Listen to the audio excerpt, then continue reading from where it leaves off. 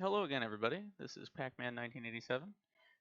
We had some slight issues with the first broadcast I attempted tonight, so we're going to go ahead and try this again. What we have here tonight is an engineering and maneuver accurate reproduction of the Apollo spacecraft.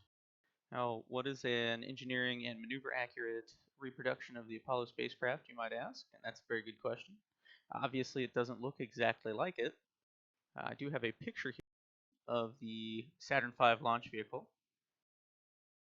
That is a Saturn V launch vehicle taking off.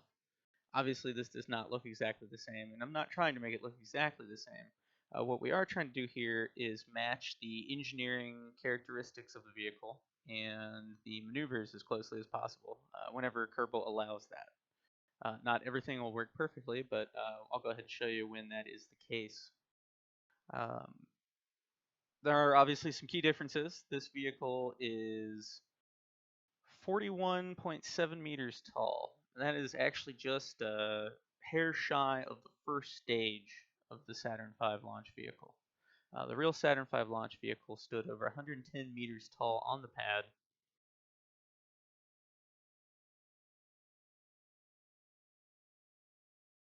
It also weighed 6.5 million pounds. That's around 2,900 metric tons. This weighs about 404 tons. So it is a fair bit smaller, but again, everything in Kerbal is in miniature, so it's really not necessary to have the vehicle be so large. Let's zoom in for a closer look here. Now, if we look again at our picture of the Saturn V, you can see down at the bottom there, obviously the first stage firing. Halfway up is about where the second stage would start. There is an inner stage section that drops away, and then the second stage is there. And then above that, where it gets thinner, that is the third stage. And that is the stage that finalizes the orbit and sends it to the moon. Now, on takeoff, the vehicle in real life generated over 7.5 million pounds of thrust. That's 34,000 kilonewtons at takeoff. That is immense. It was obviously the most powerful rocket ever built. It's also the largest. It had to be. It was lifting the Apollo spacecraft into orbit and to the moon. Um, this vehicle, I believe its maximum thrust output is about 4,800 kilonewtons, so quite a bit less. Let's put this back over here. Now, if you want to know what that much thrust looks like, I have a picture of that as well. That is the main thrust from a Saturn V rocket during ascent. That is not a rocket malfunctioning. That is a rocket doing exactly what it's supposed to do. That is a lot of thrust.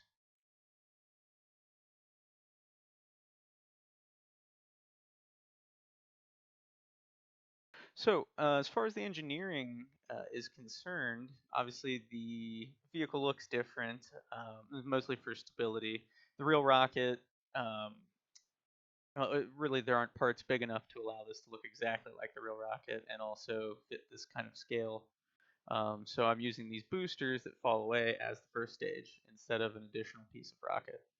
Um, but as far as engineering is concerned, what I have done here is to match the thrust to weight ratios of each stage.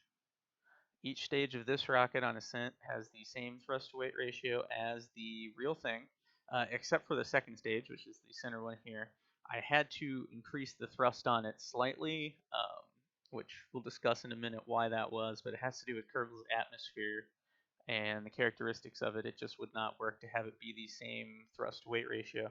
So it's been increased to make everything work properly and to make the transition from first to second stage as smooth as possible. Then we get up here to the top part of the vehicle, the actual Apollo part of the vehicle. And I have matched the thrust to weight ratios here as well. This one, however, will be increased after various tests. I've found that giving it about 30% more thrust on the descent stage allows us to land and reproduce the maneuver more accurately. So we sacrificed a little engineering accuracy for that there as well. But everything else up here is matching correctly. The other thing that matches is the ascent. The contribution of each stage to the ascent is the same as well. That took quite a bit of figuring out because the delta V values for the main rocket are not easily found. I have since located them in several flight manuals and other assorted NASA documents, but when I initially started with this, I was doing the math myself, and I had to actually teach myself how to do that. Especially with the ascent stage, that was very interesting because the real rocket actually lost several tons of ice during its ascent. Ice buildup on the outside of those cryogenic tanks, which are kept very cold. Um, and so several tons of ice actually fell off the vehicle as it went up, and that actually affects the delta V. So when I was doing my initial calculations, I had to come up with a way to factor that in.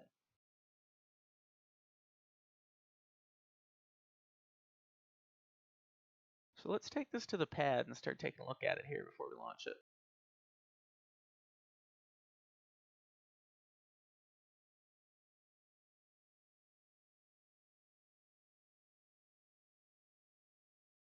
Oh, actually, real quick, let's revert to the vehicle assembly here. We're going to switch up the crew ever so slightly to make some things easier later on. We're going to replace Bob here with Valencia, because we're going to need her as a command module pilot later on in the mission.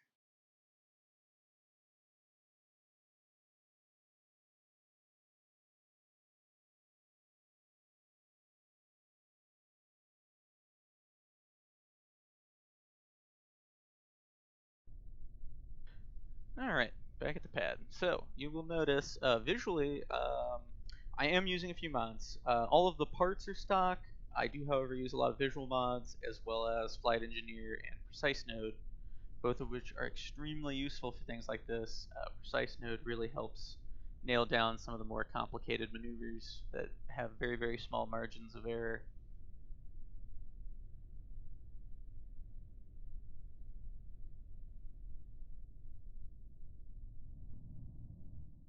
As for graphics mods, I am using environmental visual enhancements, which gives us these nice clouds as well as a few atmospheric effects. I am using Planet Shine, which you'll see once we get into orbit what that does. I am also using Scatterer, which is why everything looks so pretty off in the distance. It's also going to do some neat things once we get into orbit. So you can show off here something real fun. I do have this abort staged. So let's go ahead and test that out real quick. Say we had a problem on the pad. You'll notice the Saturn V, if we take a peek at the picture of it one more time, has that nice abort tower at the top everyone's always seen. That actually was there to separate the command module from the rest of the vehicle and take it safely away in case of an emergency. And we have that working here as well.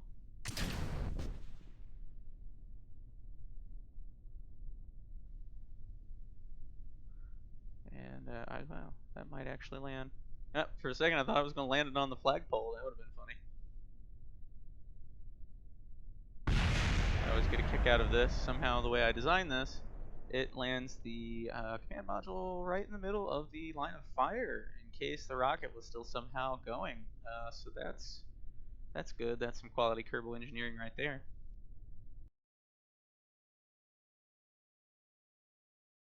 So let's take this back to launch.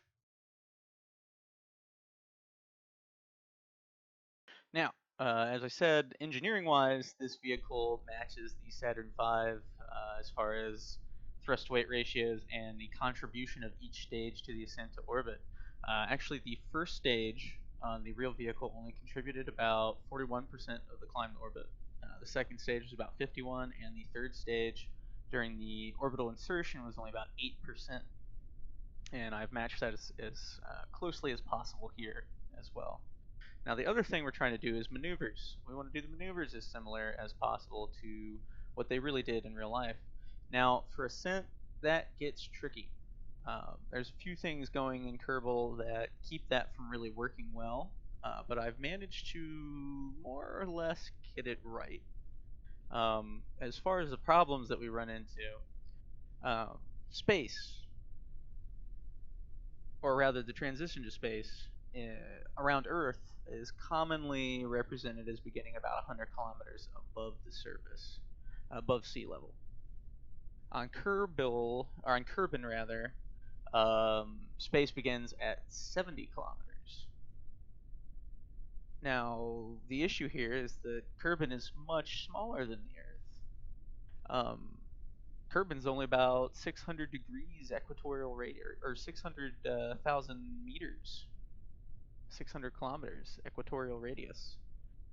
It's 9.7% of the diameter, or the radius of the Earth, I believe.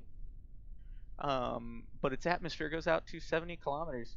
If its atmosphere was vacuum at the same relative radius that Earth's is, it would be space at 9.5 kilometers. So you can see where maybe a problem flying a trajectory like a real rocket would come in. We can still fly a similar looking trajectory to orbit by aiming for the same ratio of altitude above the atmosphere. Excuse me, the atmosphere. Bear with me a moment here, I'm going to take a drink.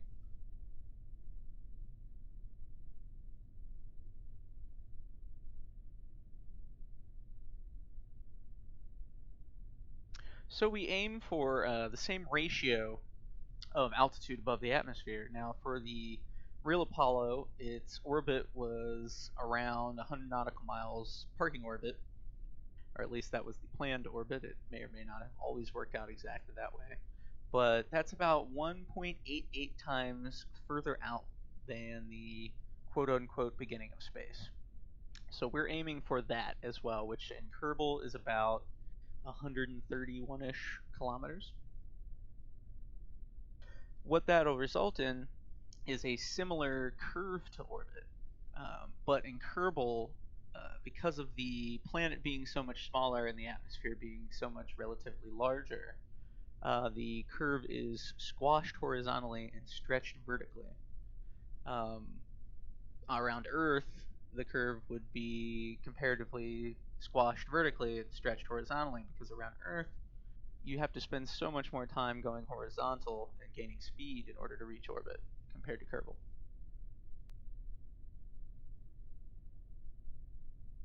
So let's prep this for launch here. We don't need all of these options up yet. We're going to try a fun trick here at the suggestion of one of my friends with some camera. This is another fun mod, Camera Tools. We'll see if we can get a really cool takeoff camera going here.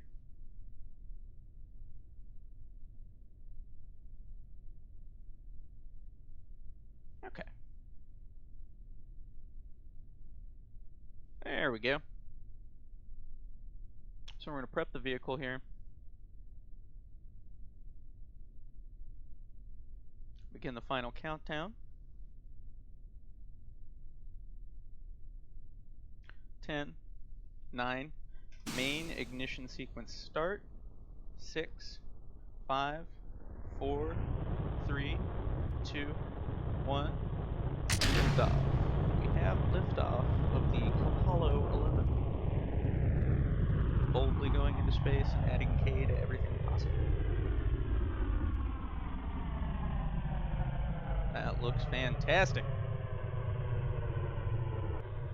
Alright, so let's bring the camera back up here where we're going to need it. So with this vehicle, we are going to climb until our vertical speed reaches about 135 meters per second. Then we're going to begin the pitch over.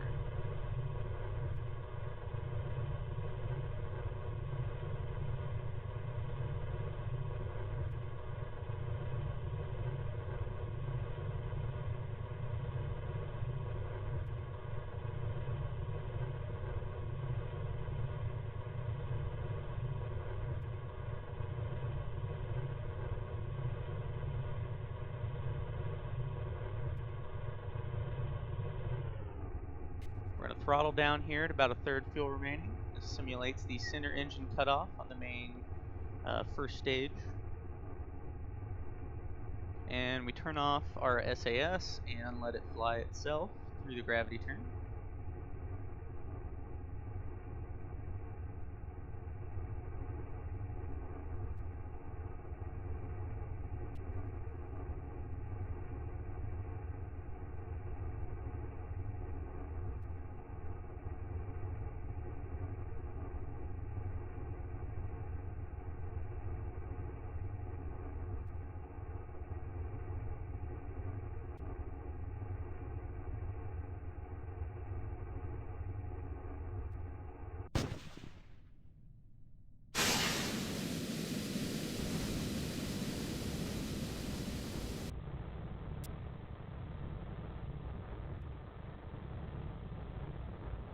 Alright, we've staged. We are now on the second stage. We're back going through prograde now to hold attitude as we go through the rest of the turn. Now we need to take a look at our inclination. It is about 0.6. We want it to be smaller than that, but we're going to wait a little bit to start playing with that. If we start messing with it here in the atmosphere, it's going to cost us too much delta V. What we're waiting for is the transition to orbital here on the nav ball, which will occur at around 1 km/s speed.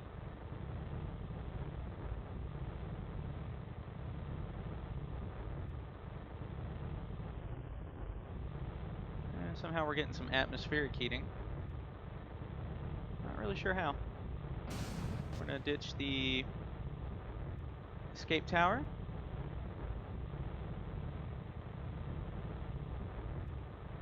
Start damping out this inclination here. Also going to throttle down. Again, this stage also had center engine cutoff. Sometimes Kerbal decides it's going to give you the atmospheric heating effect, and sometimes it doesn't. Really not sure why.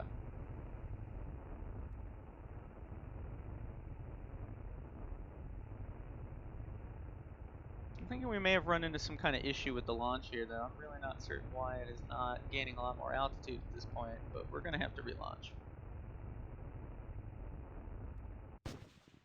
That was not what we wanted. Let's go ahead and give that one more try.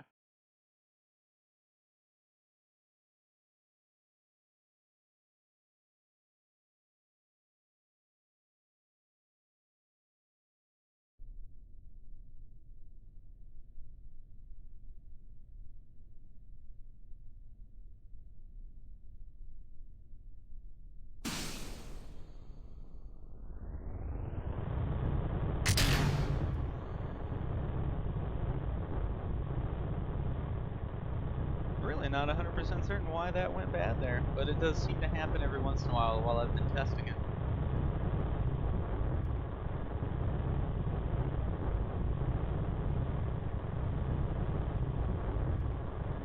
Very, very small changes in the ascent profile have a very, very big effect on what the outcome is.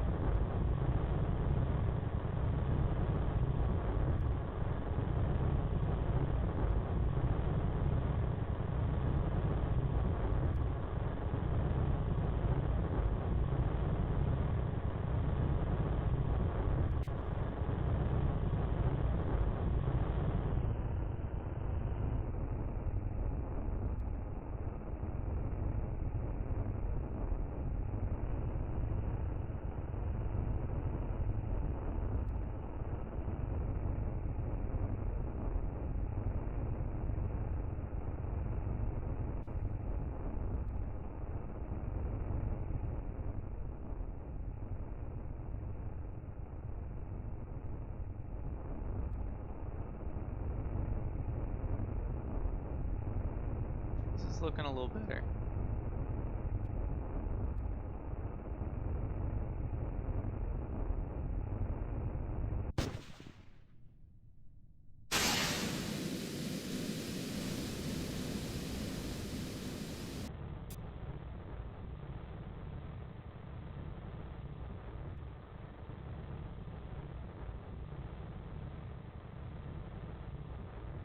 Somehow our inclination has gotten pretty significant.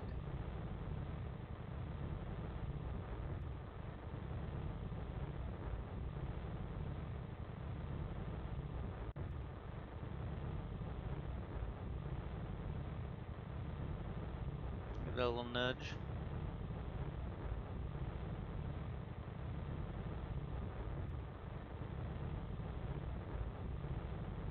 No more right now, though.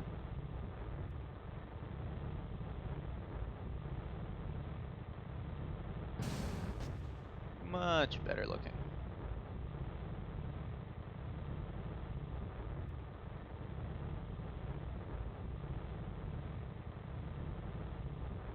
So we're going to spend the rest of this stage trying to damp out that inclination there. Because it'll cause some issues with the transfer burn and make it a little more expensive. It's not really a significant problem right now at the level it's at, but we have the fuel, so we're going to do it.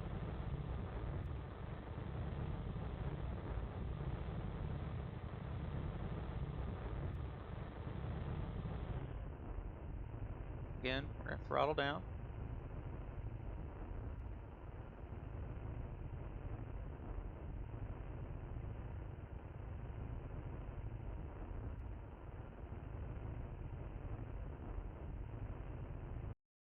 All right, main engine cut off. We were actually only maybe a second away from actual burnout.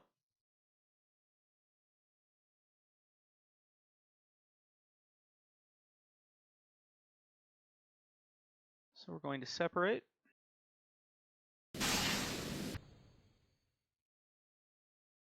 We're now on the third stage, so we need to plot the burn.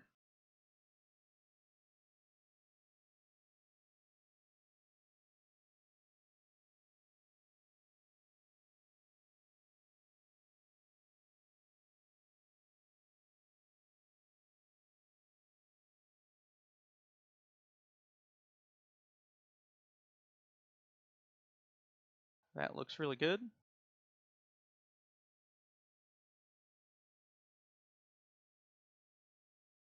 Now I'm going to manually calculate the burn time here because I never trust this thing. It always lies.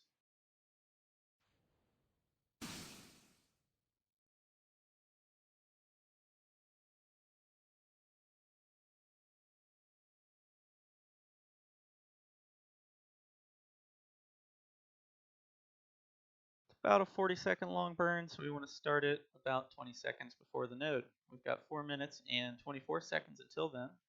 We're going to rotate the craft ever so gently. With this thing, I usually fly the maneuvers manually with no SAS if they're very, very big change in attitude.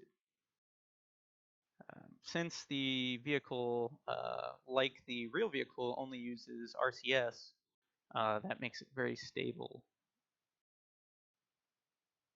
The SAS attitude controls tend to overcompensate things.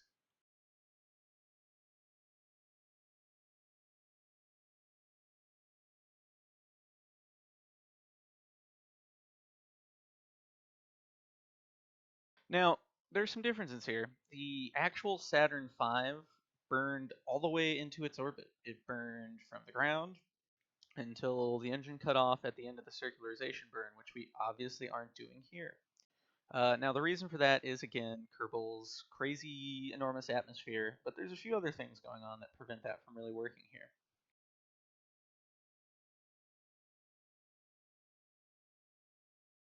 Do a quick save real quick just in case of horrible, terrible disaster, something that tends to happen quite frequently in Kerbal. So as far as reasons why we can't really do that continuous ascent to orbit, it's really hard to do in Kerbal. I've tried it. I tried it quite a bit actually until I finally gave up. With the atmosphere so thick, again, Kerbin's atmosphere goes out to 70 kilometers.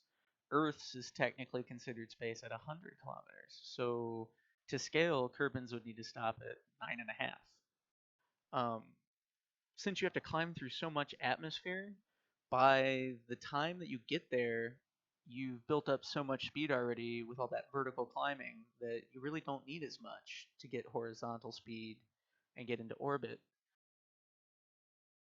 So there's really less time for you to do something like that, where you would burn all the way into orbit. On Earth, much more of the ascent trajectory is spent gaining horizontal speed. So it is possible to do something like that, where you burn straight into a circular orbit. Now, the other problem is that when you're burning into orbit, you're moving along an arc. Obviously, right now we're moving through a big arc. If you do a burn during that climb, you're burning prograde, but compared to the planet, you're burning radially outward. An outward radial burn tends to pull the orbit in front of you up. It makes it go higher. And pull the orbit behind you down. It makes it go lower. So in order to get into a circular orbit with one big long burn, you need to burn radially inward towards the planet. Now, on Earth, again, so much of it is spent horizontal, and the planet is so big by comparison that that compensation can be a matter of degrees. Kerbal, the planet's so small that that compensation a couple times during testing actually had me pointing down and backwards, which obviously does not work. Another big problem is speed. Again, Kerbin's only about 9.4% the radius of the Earth, but because it has the same gravity, its orbital speed is much higher comparatively. If you're orbiting 1.5 planetary radii from Earth and Kerbin, your speed around Kerbin is going to be 30% of your speed around the Earth, despite the planet being only 9% of the radius. We're coming up on the burn here, so focus on that for just a moment.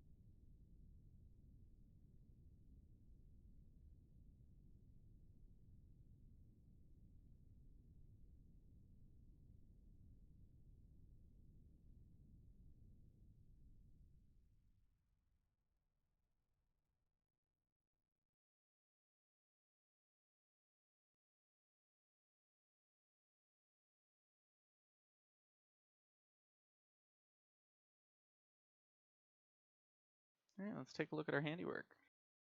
Looks very good. But in any event, when you're going around Kerbin, you're going so much faster compared to what you'd be going around the Earth at the same multiple of its radius. So things in Kerbal tend to happen much quicker as far as changes in your orbit. The circle you're moving through compared to the surface you're orbiting is much tighter, and you're going through it much faster. So that makes it very hard to do things like get into a circular orbit around Kerbin with just one big long burn from the surface. So now we need to look at planning our translunar injection burn.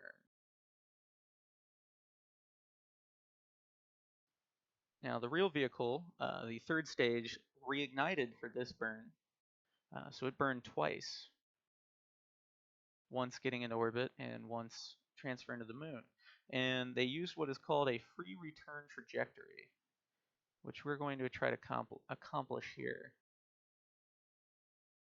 Let's see what we can do with that. It's a little tricky to get, but not too hard.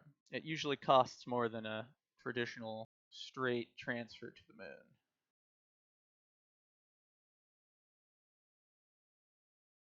moon. That might be one. Let's see what we can do with it.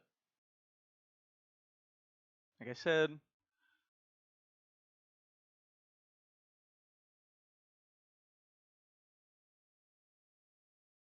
inclination, even a little tiny inclination like we have here, can cause a serious issue in such a big transfer. You can actually use that to get into polar orbits around Kerbin. That's a trick they use in real life as well.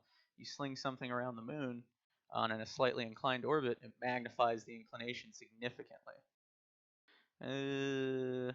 Well, it's kind of a free return trajectory. Uh, Not really, though. That right there is what a free return trajectory looks like. Let's see what we can do with that. We have time to play with it. This is what a free return trajectory looks like, although it's not actually one yet. But you can see what it does is it arcs up this way around the moon and back. So the point of doing that free return trajectory for Apollo is that once they did the burn and they're on their way to the moon, if anything happens, they don't have to do anything. They can sit there and the ship will in fact come back. This is actually what saved Apollo 13 amongst many, many things. If you've never really looked into Apollo 13, you really should. It's extremely intense and very interesting episode in our space exploration history. But essentially, that vehicle was completely crippled. It couldn't do anything anymore, um, at least not the way it was designed to do. Luckily for them, they were already on a free return trajectory, and they could coast back to the Earth after correcting some errors in their trajectory. So what we're going to do is we're going to try to get a free return trajectory. That looks pretty good. We want it to be non-inclined, and we want it to be periaps around the moon about 20 to 30 kilometers, which this looks pretty solid for that. I think that should fix our inclination issues. And that's good for a start. It's going to not end up being that good. There are going to be errors in the burn, but that's okay. Now, normally a transfer to the moon costs about 860-ish delta V, but a free return tends to cost more because there's this nice big radial component to it. Again, I never trust what Kerbal tells me here as far as the estimated burns. Usually it's right, but frequently enough it is very wrong, and we don't want that right now. So I'm going to manually calculate this with a calculator real quick.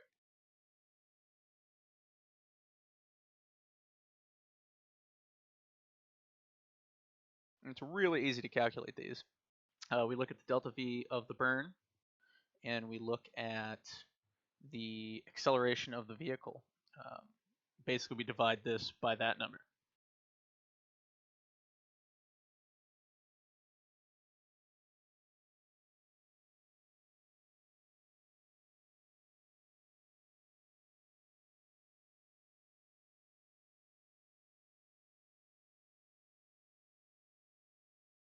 It's about 2 minutes and 46 seconds long. So a minute and 23-ish seconds before this node, I will begin the burn.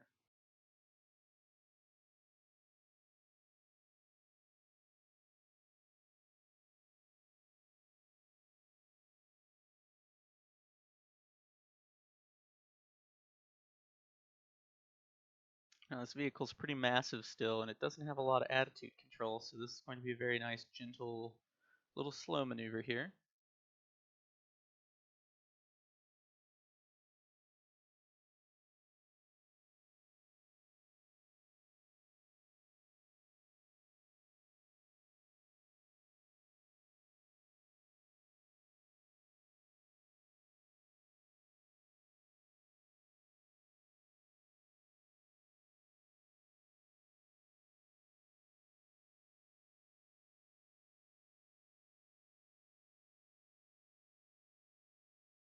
And then we turn on the attitude hold and point at the node.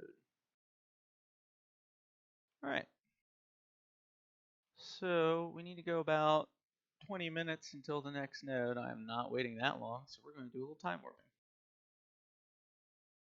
Let's warp here.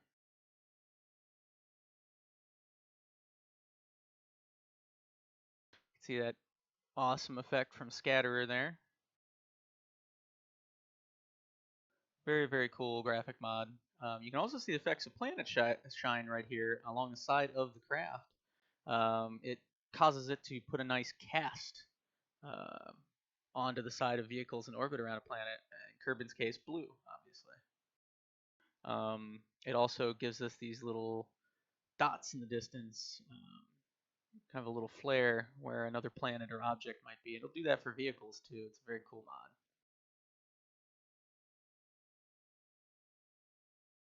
So we're about 3 minutes from the node.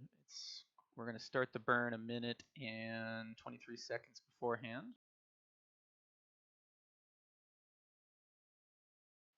Do a little time warping to get there faster. There's the moon now.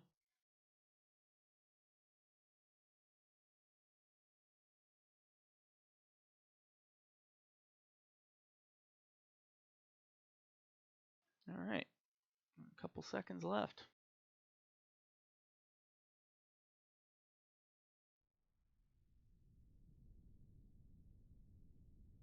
And we're off. Again, this stage has the same thrust to weight ratio as the real vehicle, which in real life, rockets are not as powerful as they are in Kerbal.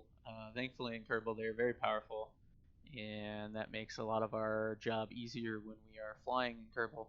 But in real life, they tend to be very low.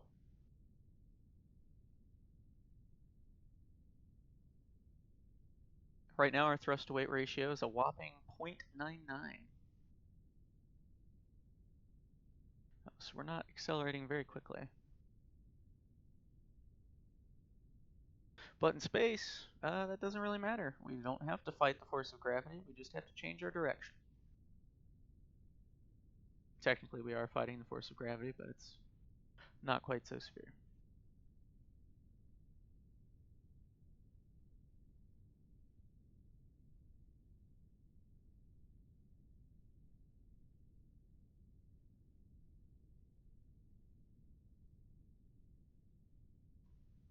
Get a nice view of Kerbin from up here with all these graphics mods on. It makes it look really nice. Get that nice glow quality off of it. That is definitely from the combination of Planet Shine and Scatterer.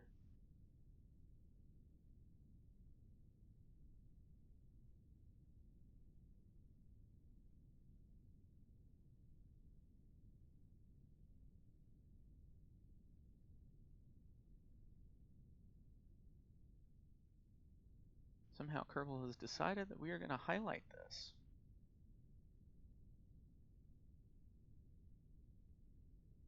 So that's interesting.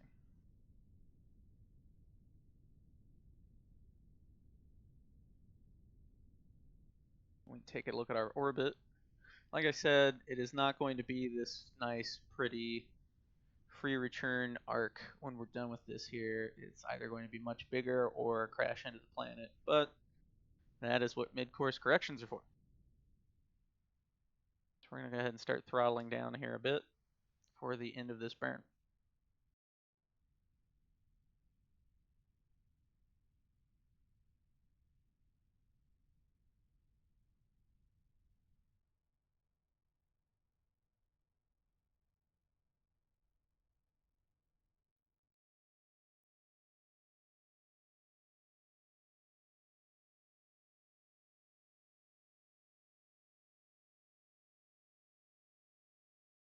And done. Now, obviously, the real vehicles, most of these engines didn't throttle. Most of these engines are on and off in real life. The only engine that really could throttle was the descent engine. It needed to throttle, obviously, so that they could hover. All the other ones are on-off. But this is Kerbal, and we can throttle everything, and we're going to use it a little bit. So we are now on our way to the moon. Let's see how we did.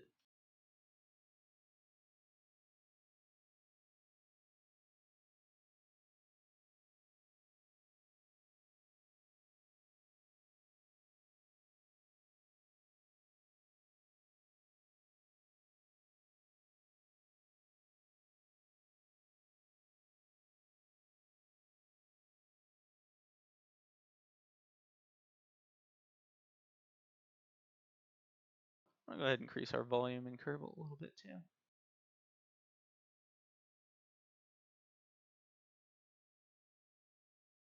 We did pretty good. It's a really odd final trajectory there, but we did really good. 158 kilometer moon periaps, or paramoon, if you will. It's not bad. We're gonna fix that, but it will suffice for what we want to do here. A nice little graphical glitch there. Interesting. So we're gonna fast travel to about here. We want the arc of this orbit to be a little less severe when we do this next maneuver. But give me just a moment. I'm going to take a brief break and go grab some water. So I will be back in about a minute.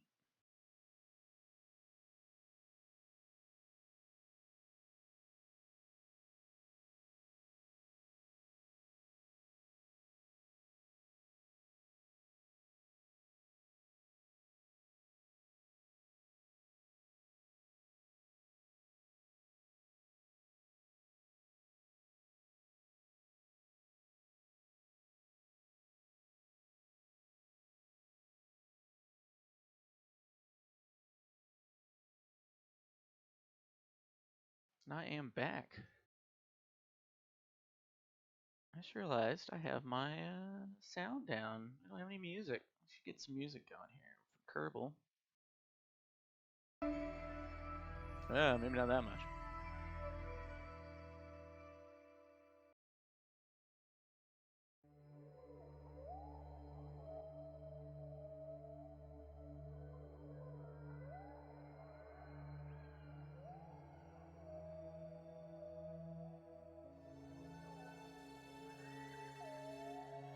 Some little whale songs. Okay. So let's get out to about here. And we're going to do the next maneuver. This is the fun one.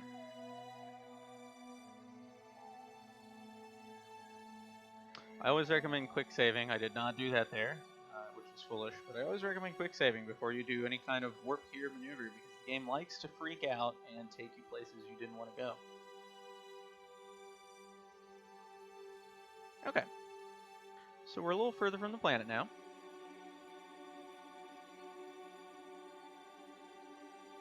Some of the graphical effects seem to be freaking out on us, but that's okay. It'll work eventually. So we're going to point this thing prograde.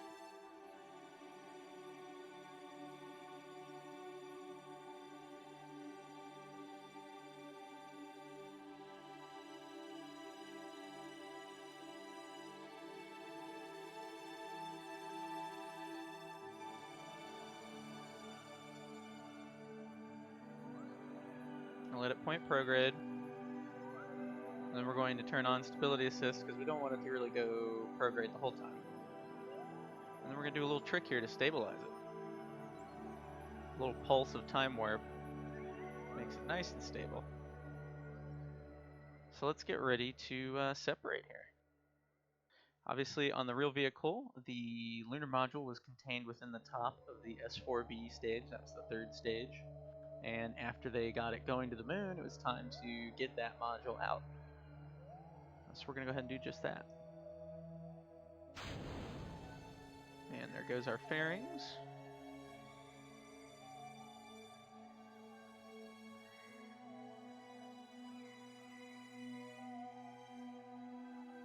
We decouple the node.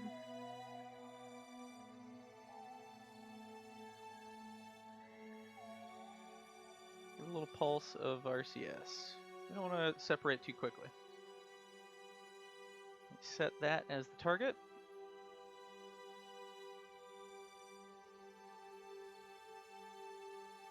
And we start this thing spinning. We'll go ahead and turn on the lights. And we're going to activate our fuel cell, which you probably haven't seen yet. It's actually hiding inside of here. But the real command module was powered by fuel cells, or rather the command service module, and so is this one.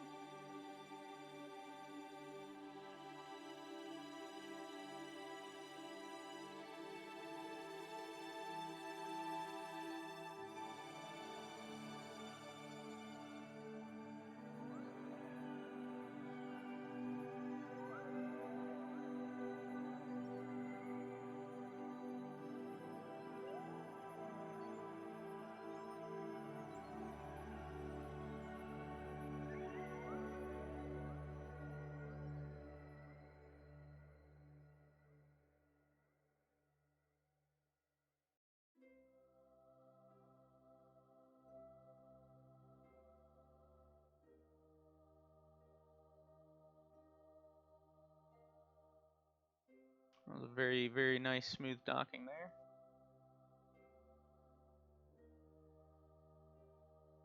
We can go ahead and turn off the docking light. We don't need that right now.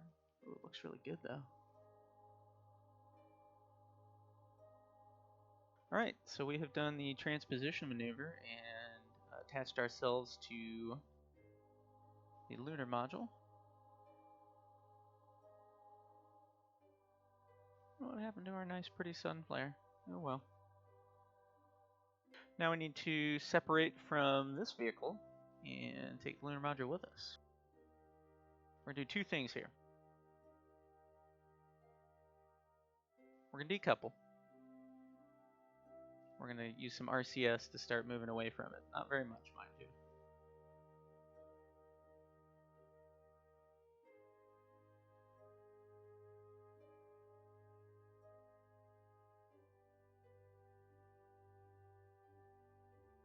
Now I have actually balanced this more or less so that the RCS is balanced in the dock configuration. That took a little work.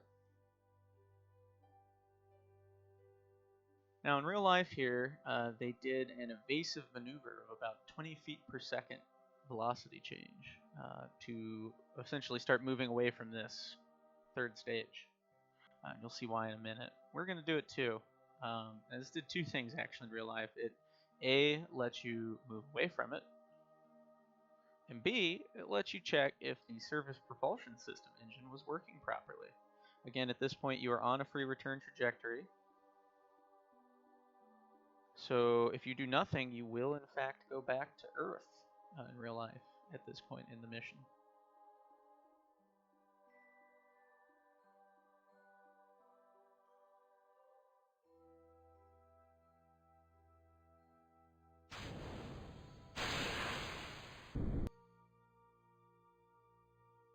Not such an important thing in Kerbal here, since we know that the surface propulsion system engine here is going to work.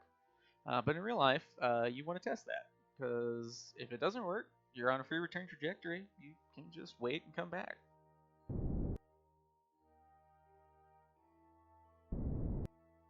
That should be more than enough.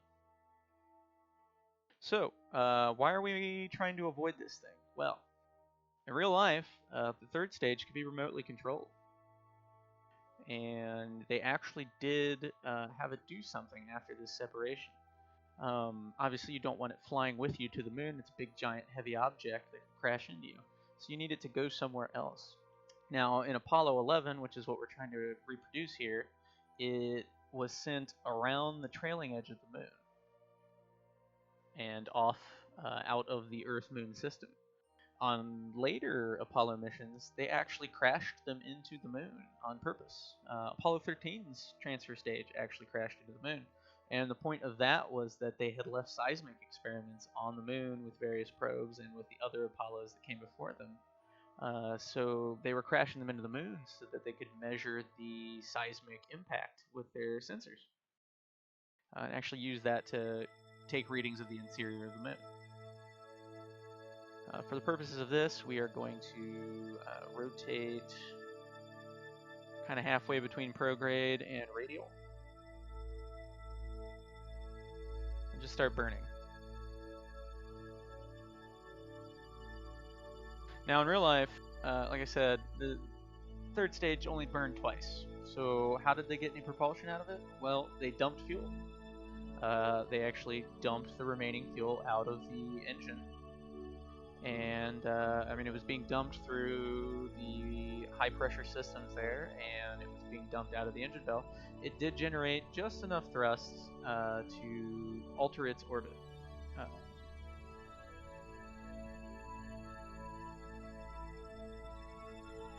For Kerbal's purposes, though, we can't really do that, so we're just going to do it.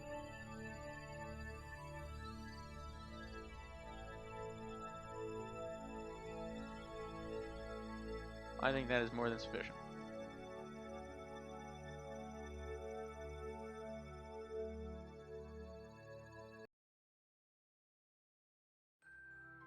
So now that we've done that, we can switch back to the main vehicle.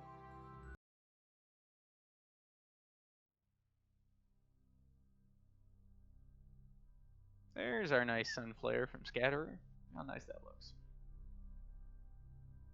You can notice too, when you look at the sun, these stars fade out. Obviously, if you're looking at the sun, you're not going to see other stars. It's a really cool effect. I believe that is from Planet Shine. So we have the docked configuration vehicle on its way to the moon. Let's look how bad our trajectory is right now. It's not super great. So we're going to fix that. We need to do a mid-course correction burn. We want to do that as soon as possible so it'll be more efficient.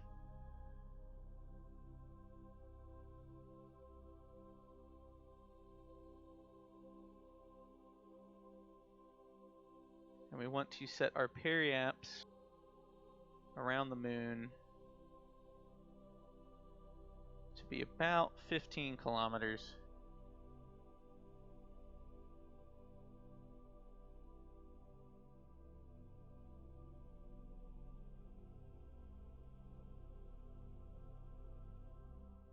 It'll probably end up being about 15.6, just based on experience doing this a few times. So we've got a maneuver node, it's in 6 minutes. This is going to be a mid-course correction. It's going to be a RCS only maneuver. Now at this stage, it's about 3 to 4 seconds per meter per second from RCS because of how heavy the vehicle is.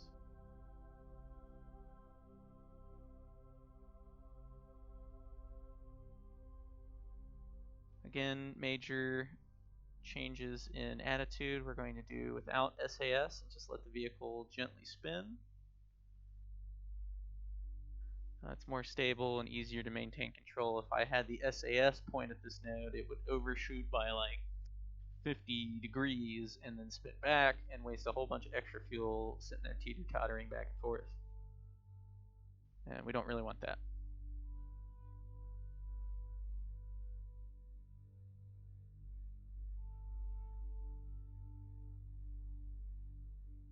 Also, in its dock configuration, the vehicle is a little wobbly, so you don't want it to do that. It just kind of makes itself worse. So we've parked it on that node, and now we're pointing at it just like we want to do. And now we're going to warp to the burn. Give ourselves a nice view of the planet there as we go away from it. So I'm thinking this is going to be about 33 seconds long. So about 15, 16 seconds before the node will start doing the RCS burn. Now normally I do all my RCS maneuvers with fine-tuned control, which is you hit the caps lock if you're not aware of that already. It's an extremely useful trick.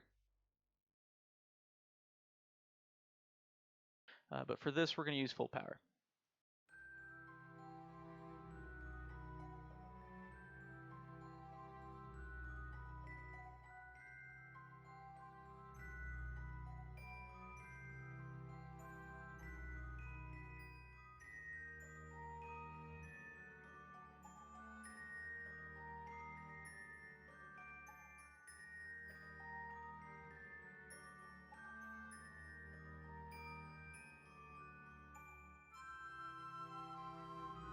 We have quite a bit of monopropellant. That's a pretty big transfer correction burn though. We do have to be careful about that. Again, all my attitude control is done with RCS, so we kind of need it.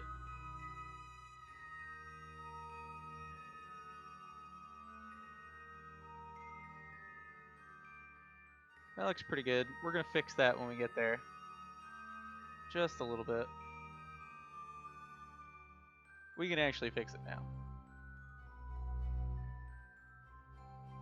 But you know what? Let's see how we look when we get there.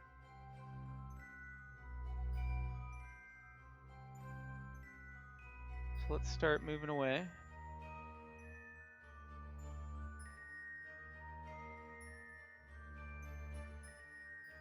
Now the actual Apollo vehicle did what's called a barbecue roll technique for heat management. They actually would have, during this point in the mission, been spinning. around their long axis, like a football.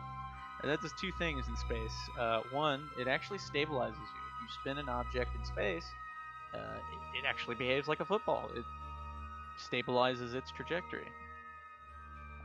The other thing it does is it rotates the vehicle so that it's continuously pointing different sides of itself at the sun, which actually makes a huge difference in space. With a spacecraft, you don't want it to heat unevenly. You want to maintain thermal control.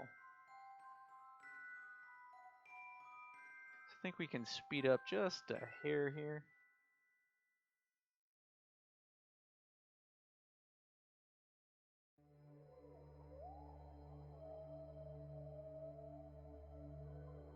Take a look at the moon as it approaches.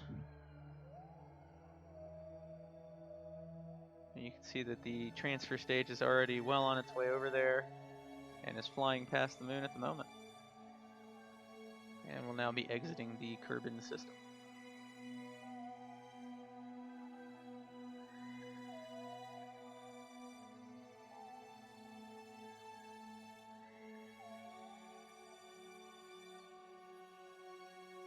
Now Kerbal uses a type of math called patched conics approximation to do its orbits.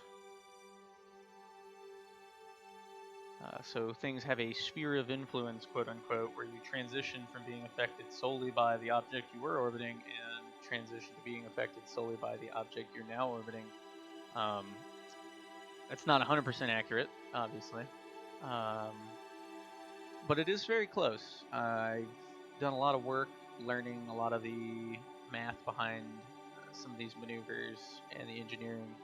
And for the most part, you can calculate this stuff. What you run into problems with is in real life, there's a lot of in-body physics going on, which is to say that you can have the moon and Earth and the sun and Jupiter and a star light years away and Mars and whatever else is in the solar system affecting your trajectory. It might be tiny little amounts, but over time it really adds up. So for real orbital calculations, they actually have to take that into effect. So let's see how we're looking. We wanna kind of fix that a bit. Let's give it a little boost.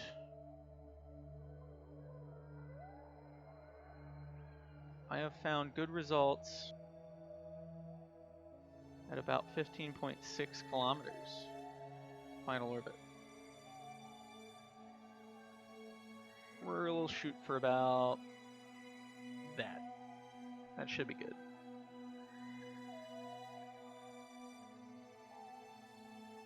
Because there's always errors. So that's a whopping 1 meter per second difference.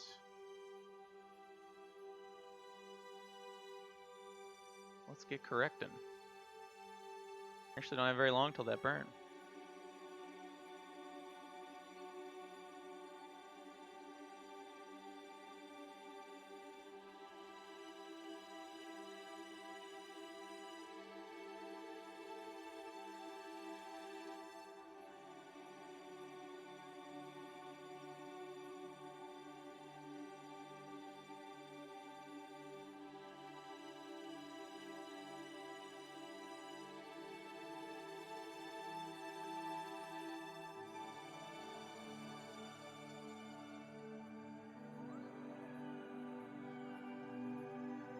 That looks pretty solid.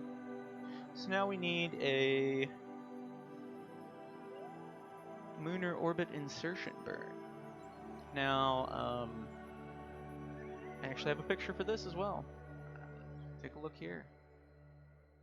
This is a diagram of the lunar orbit insertion done during the Apollo missions.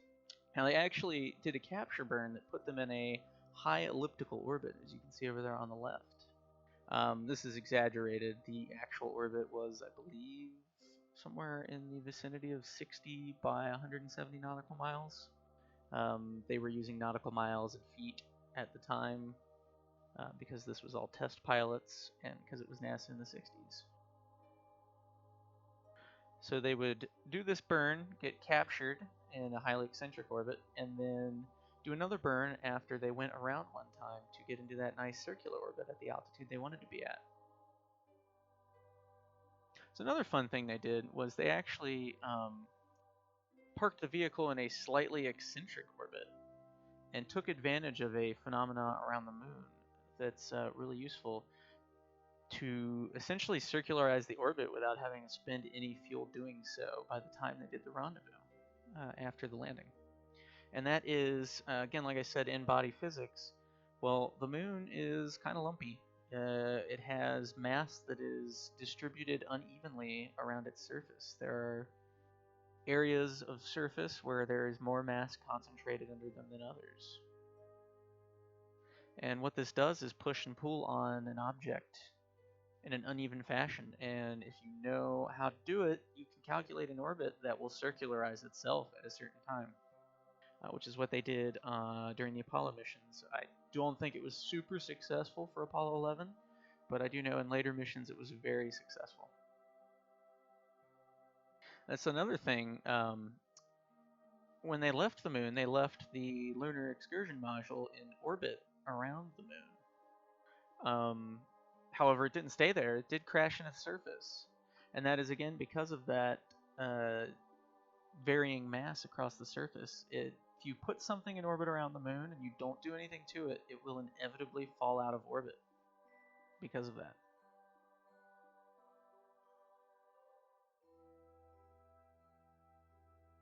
As actually, if we actually started doing a lot more in lunar orbit, we wouldn't have to worry so much about space junk like we do around Earth because of that effect. Everything falls out of orbit.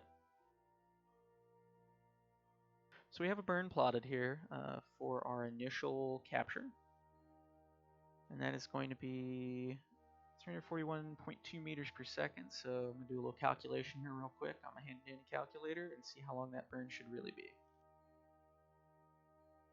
Again, these thrust weight ratios are accurate, so it doesn't have a lot of thrust on the surface propulsion system here.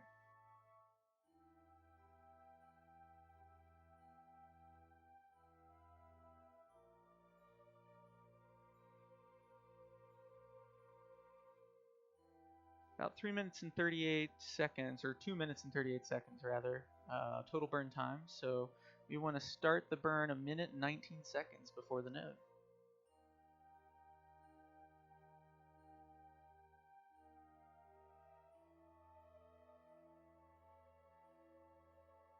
I see you guys are having a little lag. Let me know if it keeps happening. It's a little odd.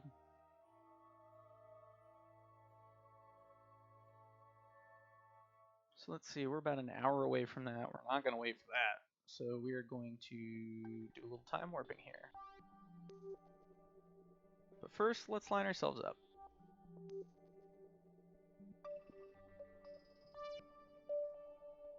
That would help if I could push the right buttons.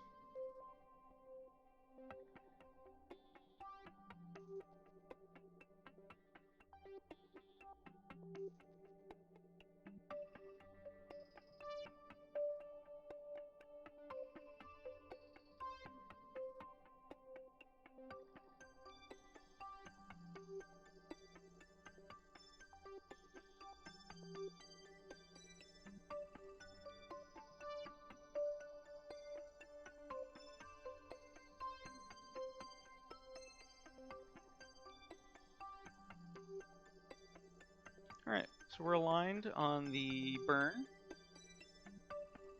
And now we just gotta get there. Do a little quick save just in case of horrible, terrible disaster. It does like to happen.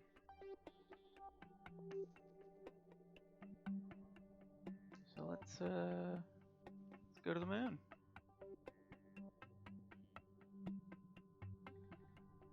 Now this burn's going to be done on the dark side of the moon. That is obviously where they did it in real life as well, since the closest approach is on the opposite side in a free return trajectory.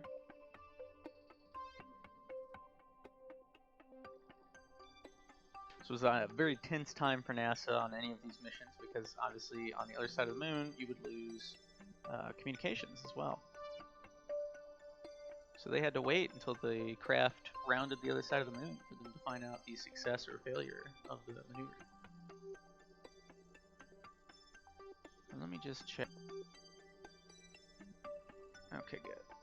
We're a little more ambient light. Planet Shine lets you adjust how dark it is in a vacuum if you're behind something. I've turned it up a little bit to make it a little easier to see the vehicle, so if anybody's having a really hard time seeing it, let me know. Did I stir the tanks? No. Thankfully, we don't have to stir any tanks here.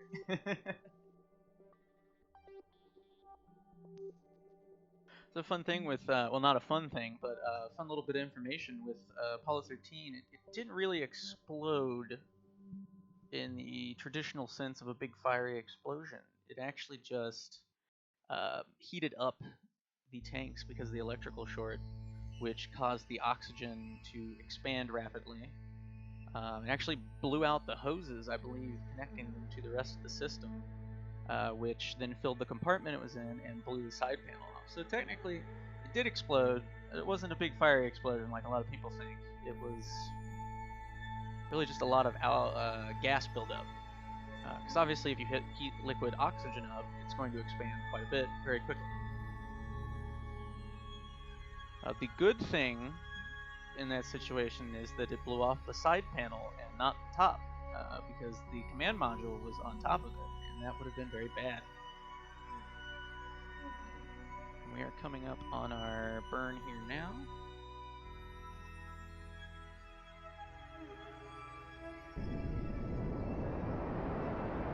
And there we go.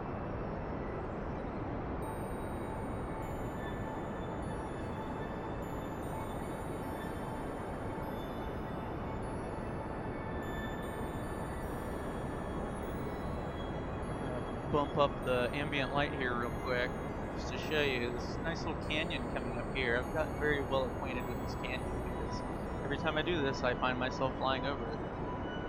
One of these days I'm going to actually land something in there, but I haven't really got around to it yet.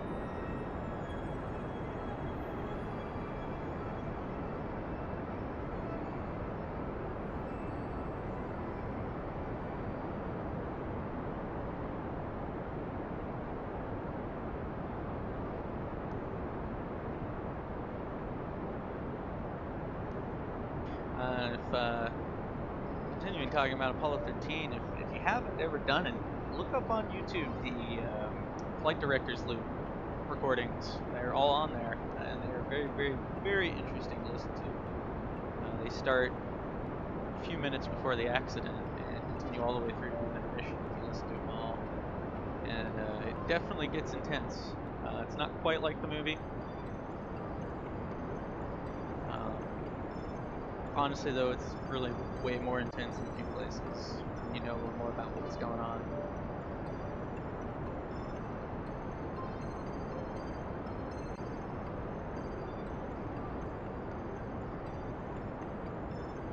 Another fun little thing about that is that, you know, in the movie they show that really, really intense scene where they're trying to keep the Earth in the window and do a correction burn manually with no computer guidance.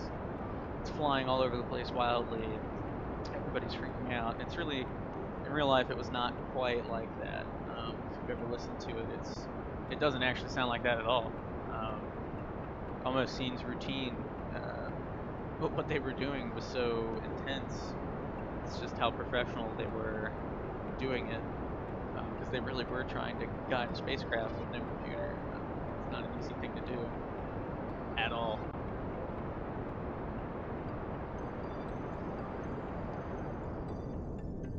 But throttle down here at the end of our burn.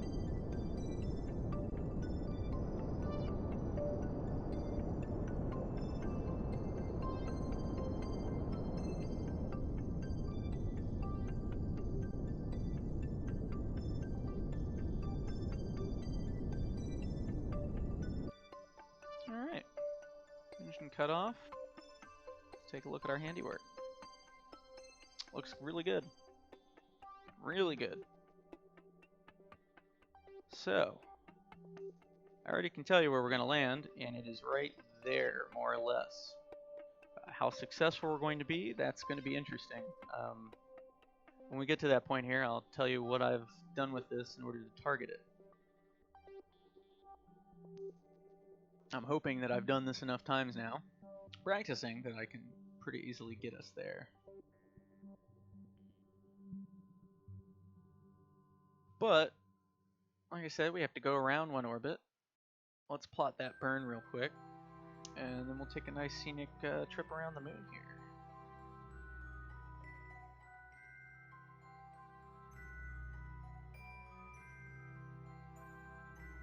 This is a situation where precise node becomes extremely useful.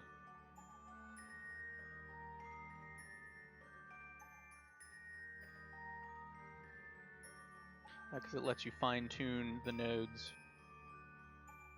so you can get a nice circular orbit like that. That maneuver will also be done with the surface propulsion system. Now, I actually looked at this while I was initially researching this, and I was trying to figure out why they did it that way. And I figured it must have had something to do with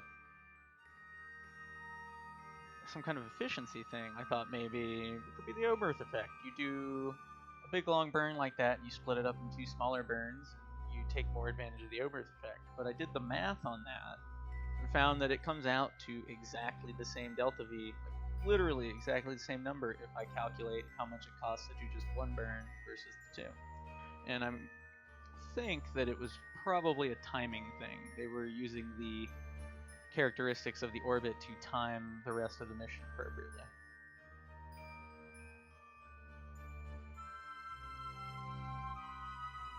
So we're already pretty much pointed at the maneuver node for this. So we're just gonna kind of take a trip around the moon here real quick, and we can take a look at our landing site as we go over it.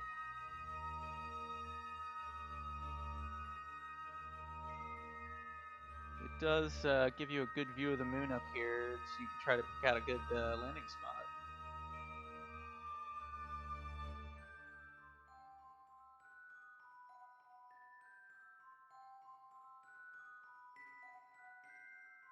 But like I said, we want to land right about here. So let's get over it and take a look at where we're going to land.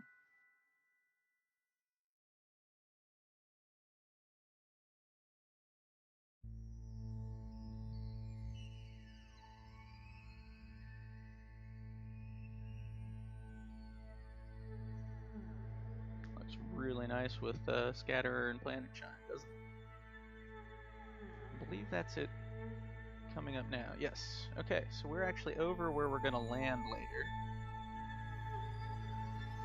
So we can see it as we go by. It's going to be somewhere in that vicinity, hopefully.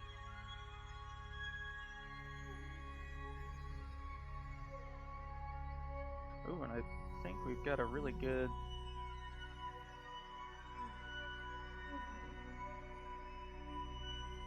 view out the windows right now. Yes, we do.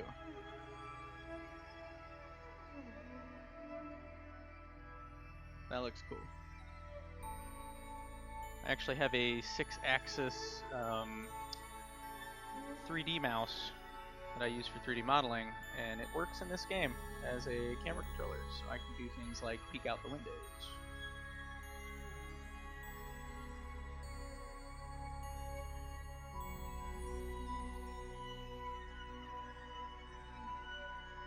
So let's continue on our merry way here. Real quick, this one's probably right, this estimate, but I never trust it, so I'm going to do it real quick.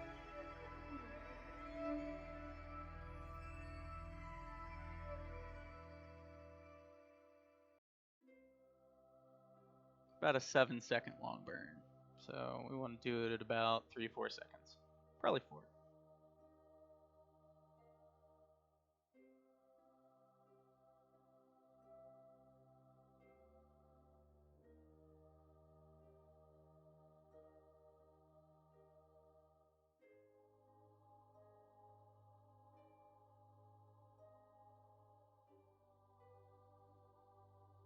And I think actually I'll artificially lengthen it a bit just to maintain control on it. So we'll start it at 12 seconds at 1/3 throttle.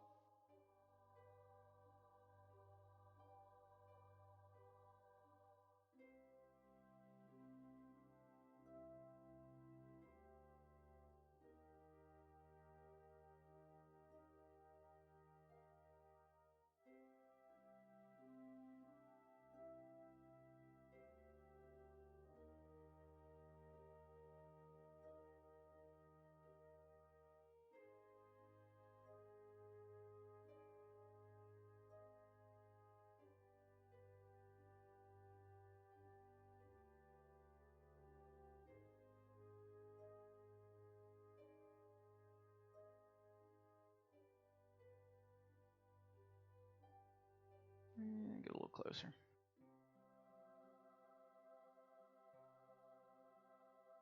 All right, we're in the final countdown for this last little circularization burn here.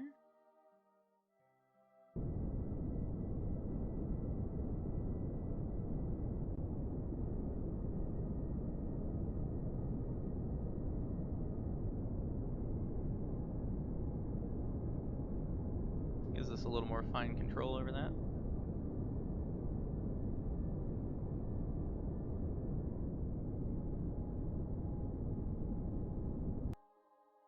All right. We are in a really good circular orbit.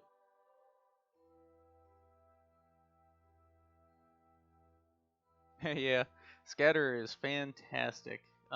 It has some quirks though. I had to turn off terrain shadows because it made this weird grid pattern on the moon. It was very odd. And it also does not play nicely with Module Manager. I had this extremely bizarre effect where everything below me when I got to a certain height would be shaded and it would be a big jagged pixely edge. And then when I got really close to the ground, there'd be a nice little circle around my craft where everything was shaded normally, and then just darkness. It was extremely weird. And I figured out it was actually Module Manager. I have no idea why, but that's apparently what was causing it. I was also, though I haven't actually played a lot in the last few months. I just picked this up maybe 2-3 weeks ago again after not playing for 3 or 4 months. So I was kind of holding out for 1.12, but started talking about space stuff at work with my friends, and here I am playing Kerbal again. I've probably got somewhere in the vicinity of 6, maybe 700 hours total in it. I don't really know what the number is because I've used multiple installs before and Steam doesn't track those. So I've got 400 logged hours in Steam, but it's probably closer to 600, 700. I've also played multiplayer. There is a dark multiplayer mod, and me and my friend have played it cooperatively before. It was very fun. Had a moon base and everything. I do have a couple other videos saved where we were doing some shenanigans there, but do be warned, I do have a tendency to swear at my machines when they don't work right, so keep that in mind. So like I said, we're going to land right here. This may involve some reloading, we'll see. It doesn't always work perfectly, but I think I've got it down pretty well now, and I'm going to show you how I figured out how to target this.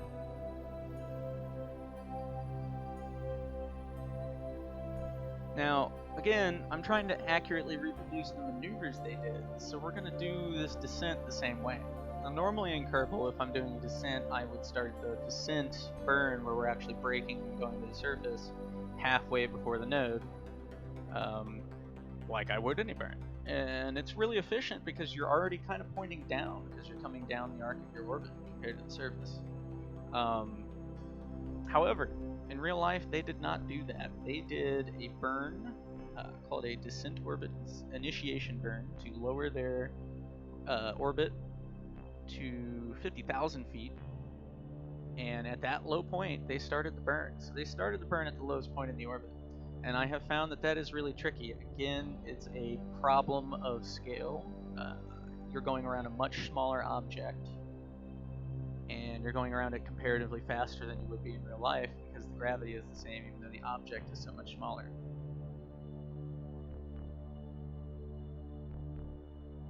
So I found it really hard. I had to actually cheat a little bit. The thrust of the descent stage is in fact about 30% higher than it was in real life, and it's still not very much.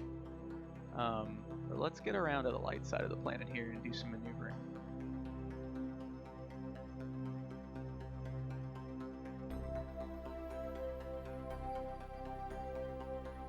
However, I did find a way to target specific spots and to make this work. It just took quite a bit of trial and error and some guesswork and a little math.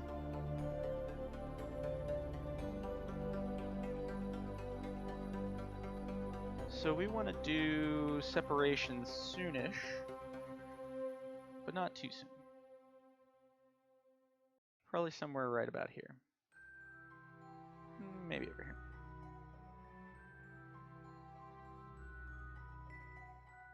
So let's time warp until we're pretty much over the target, really.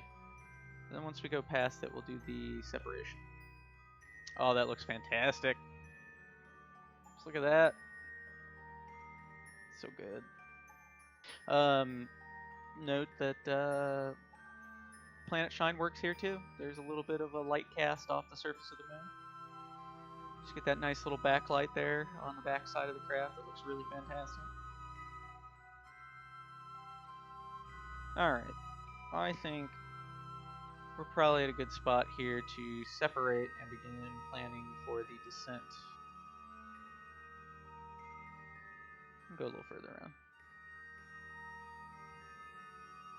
Okay. So, how did they separate? Like I said, we want to match maneuvers, so we're going to do just that.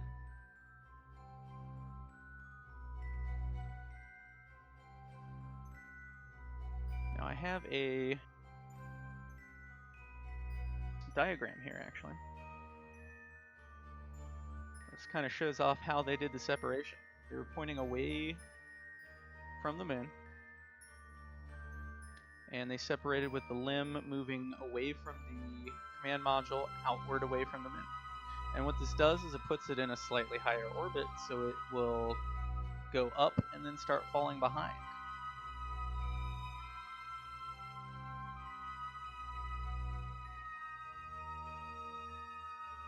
We're going to do just that.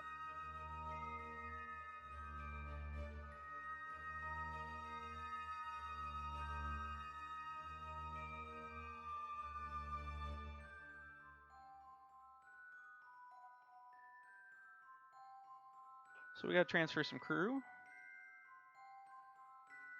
Jeb, our intrepid explorer, and Bill here.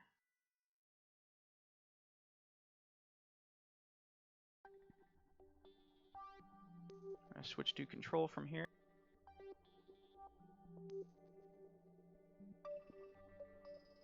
And see, I forgot that it's going to then try to control it relative to that craft, so gotta fix that a bit. There we go. We'll give it a little poof of time warp to stabilize.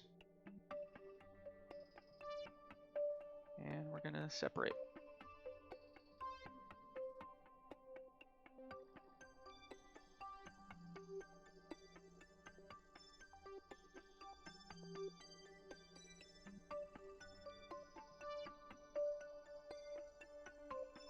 And that's our separation. We really don't need to do too much else. Now they, once they separated, they pretty much right away deployed landing gear. Again, this is a test thing.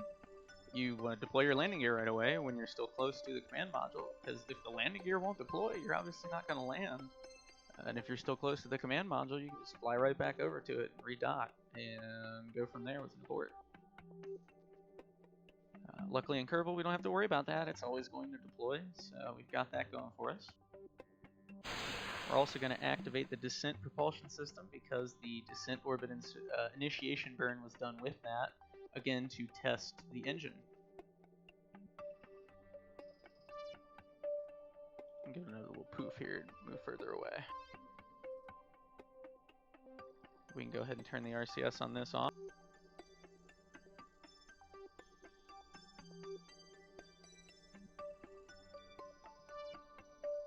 So, we want to land here. Well, how are we going to do that? We're going to target that spot. And I've come up with a technique to do this that will hopefully work correctly. We'll see.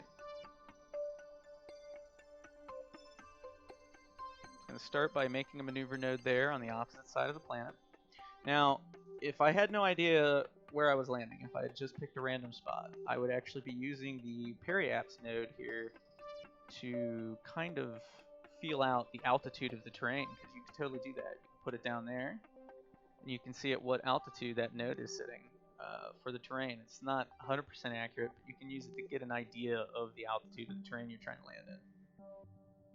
We don't really need to do that, though. What we need to do is set the orbit to 9 kilometers up. That is what I have found to be successful.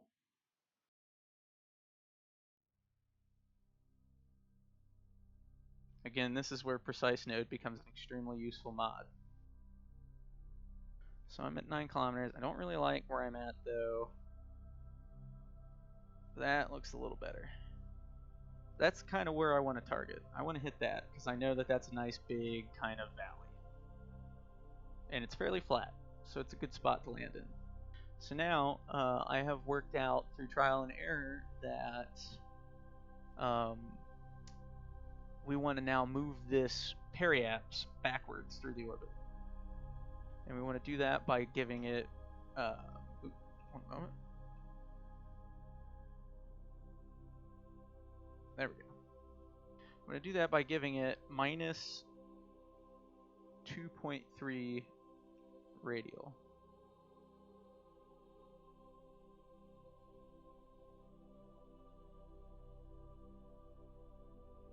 That looks good. That looks really good.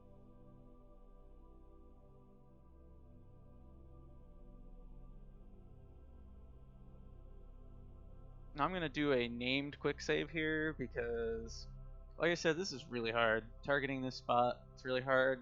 The vehicle is fairly underpowered because it's matching the real vehicle. So it's a very specific set of variables you need to hit in order to actually land safely and successfully where you want to. There's a good chance of us overshooting this or undershooting it. So we may need to quick save and load back in here and fix this, but we'll see. Now, by the time we get there, the moon's actually going to rotate quite a bit. And really, you know what?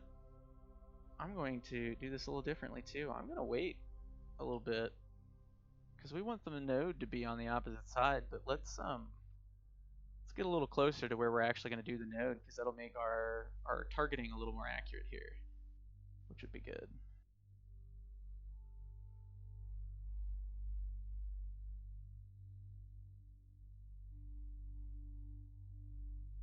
I think that ought to do us.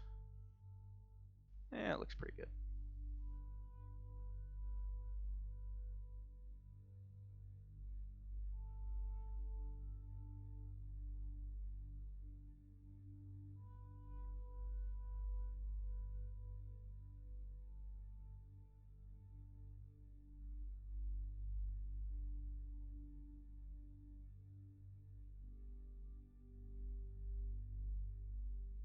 Okay.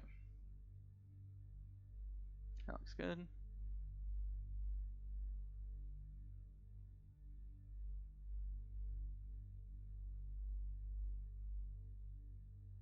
There. Okay.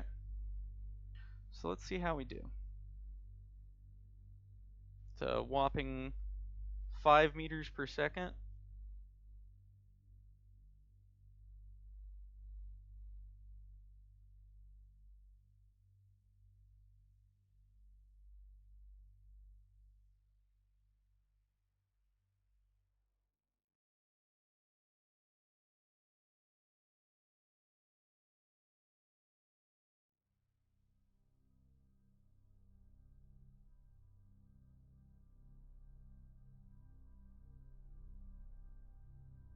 Now, just to kind of give you a visual of what I'm doing here, I actually have a diagram of this maneuver too.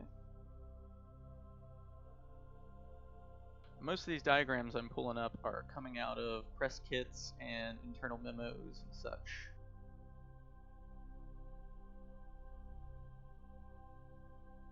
But if we look here, this is basically what we're shooting for here. We're going to do a burn here at the top of the orbit up there where it says descent orbit insertion. That lowers our orbit to the required altitude, and then we begin the powered descent at the lowest point in the orbit.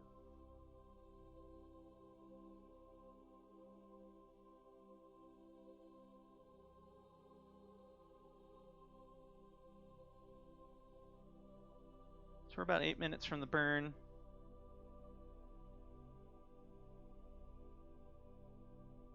Let's get a little closer.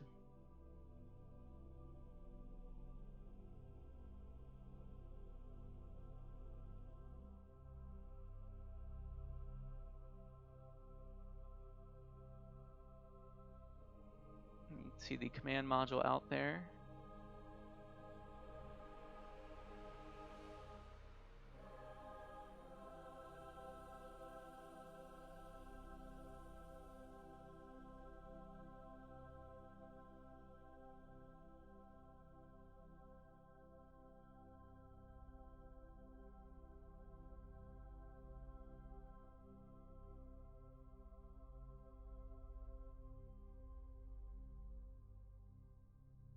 I'm going to do this one at about a third power also, just to maintain some control over it.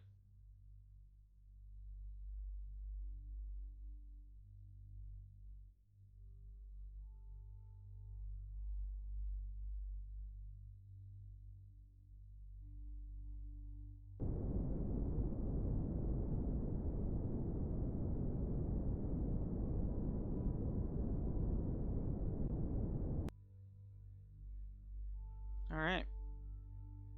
That looks good. Let's see what we can do. So to prepare for this, we are going to create a node at our low point there. And we don't actually need this node. This is just for targeting and for timing purposes. It gives us kind of something to target, and it tells us when to start it. So we're gonna create that, give it about 540-ish, 550-ish meters per second. That's about how much it costs to slow all your orbital speed down. And then we're gonna orient the craft.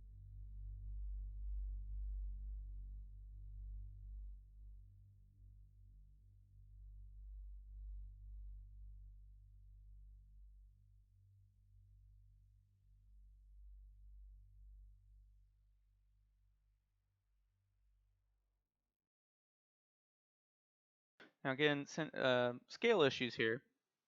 If I was doing this at the same altitude to scale, same ratio of the planet or the moon's radius that they did theirs, I'd be doing it at like 1.9 kilometers, 1.7 kilometers, I believe. Which is not going to work unless you have like a ridiculous thrust to weight ratio and you can just stop your craft in orbit and go straight down. So we're going to do this much higher comparatively, but that's again Kerbal. The thing you're orbiting is small, but its gravity is very high comparatively, so the circle you're moving around it much faster, and it causes some issues like that where you can't really 100% accurately reproduce these things.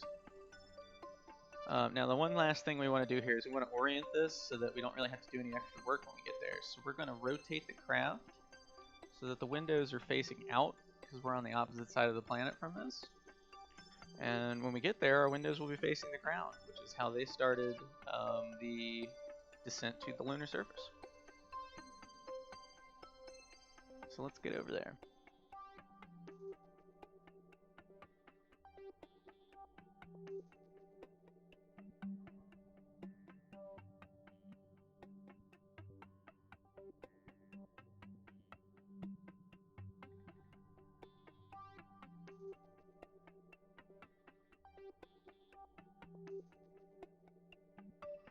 Oh, that looks fantastic. Nice Kerbin rise there. I believe that's Duna far off in the distance. Thanks to distant object enhancement giving us little flares. So we're getting close to the burn now. At about a minute to the burn, I'm going to do one last quick save beforehand.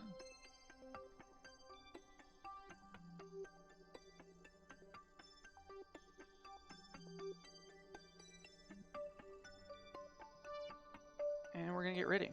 Now, they started the descent with the windows facing the ground so they could see where they were going. Now, when they got to about 40,000 feet, I believe, I would have to check that one more time to be sure, they actually rotated windows up, and that was so their descent radar could get tracking on the ground.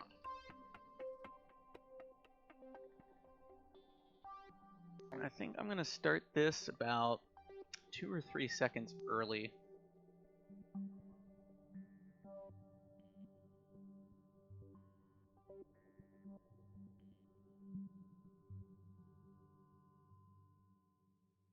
Yeah, maybe 3 or 4 seconds early, actually. Possibly 5. Definitely 5.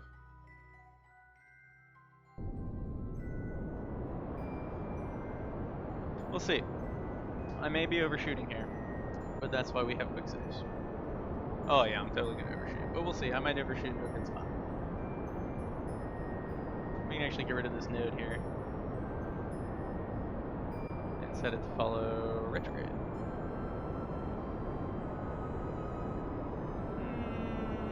Yeah, I'm gonna overshoot where I want to be, but we'll see where I end up. If need be, we will just try this one more time. It's I thought about just doing this the normal way I do it, but I really wanted to do the maneuver kind of a similar way, and it's very tricky. I have a feeling we're going to end up at best on that crater wall over there. Maybe. Maybe not. We're going to give ourselves a little trajectory over this way a bit. A little ground tracking. That's better.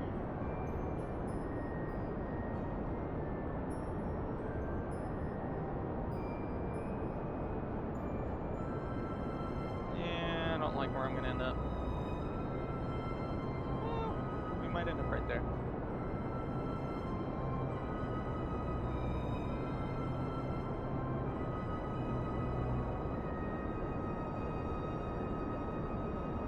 This looks like we're going to crash into the surface, but trust me, if it's working properly, we are in fact not. And it's actually going to look really good because we're going to kind of zero out our horizontal speed and start going vertical really close to the surface, actually, which is basically what they did. They were very close to the surface when they actually went it horizontal. Now, in real life, they had a lot of issues.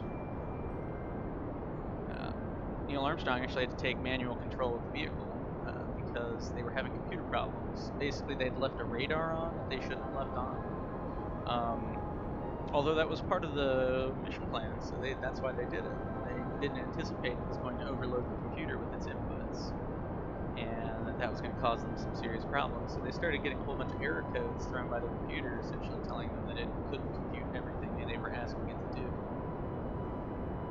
And I'll tell you more here in just a second, because we're hitting kind of the crunch time.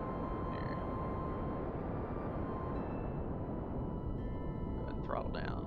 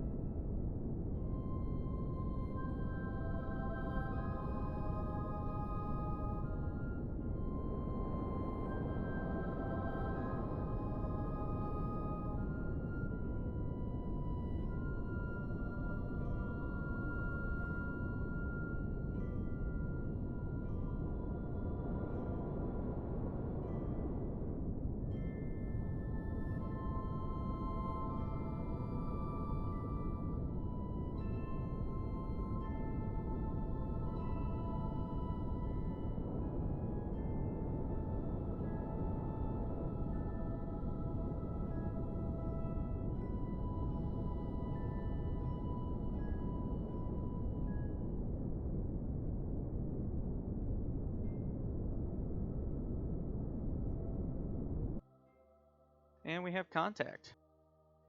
That worked really well.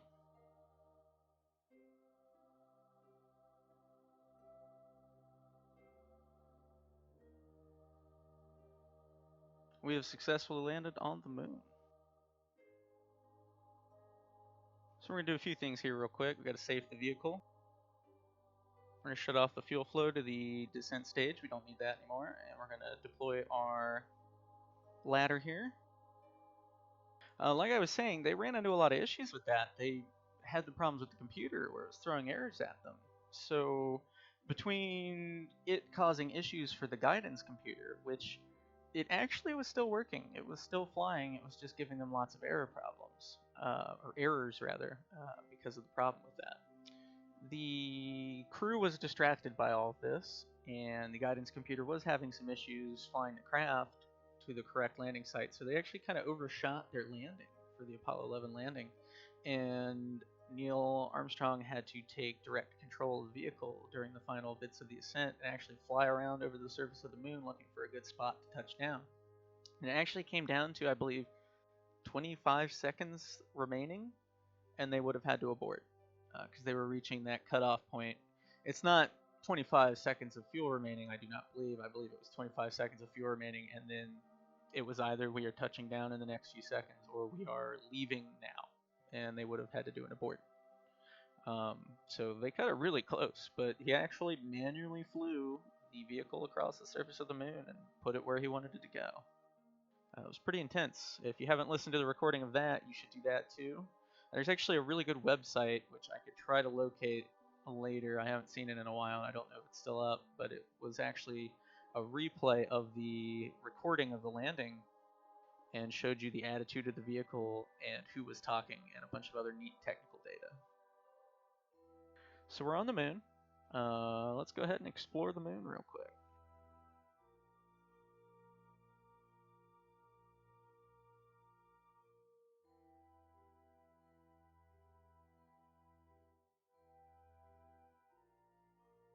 Jeb's looking pretty happy with himself right now.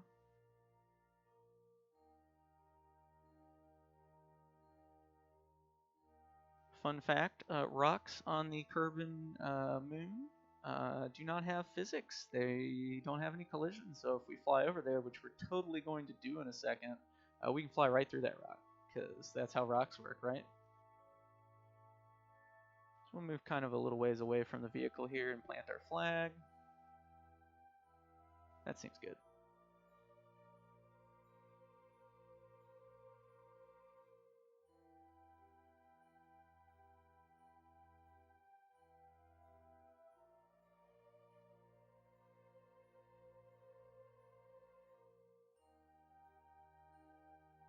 We will entitle this Tranquility-ish Base.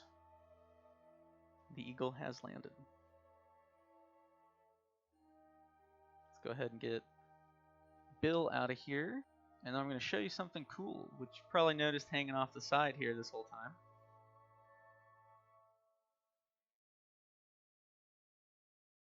That, we're going to deploy that. That is a fun little thing. Actually, Bill's going to have to get back in real quick to do that. Didn't think about that.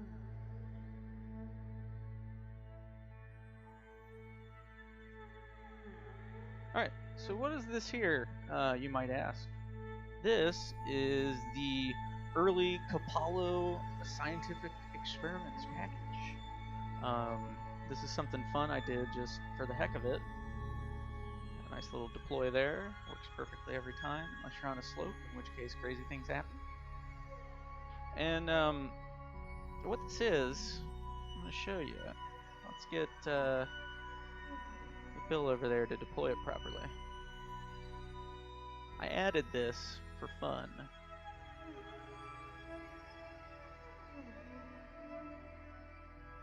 And we're going to go ahead and push it away from the vehicle a bit.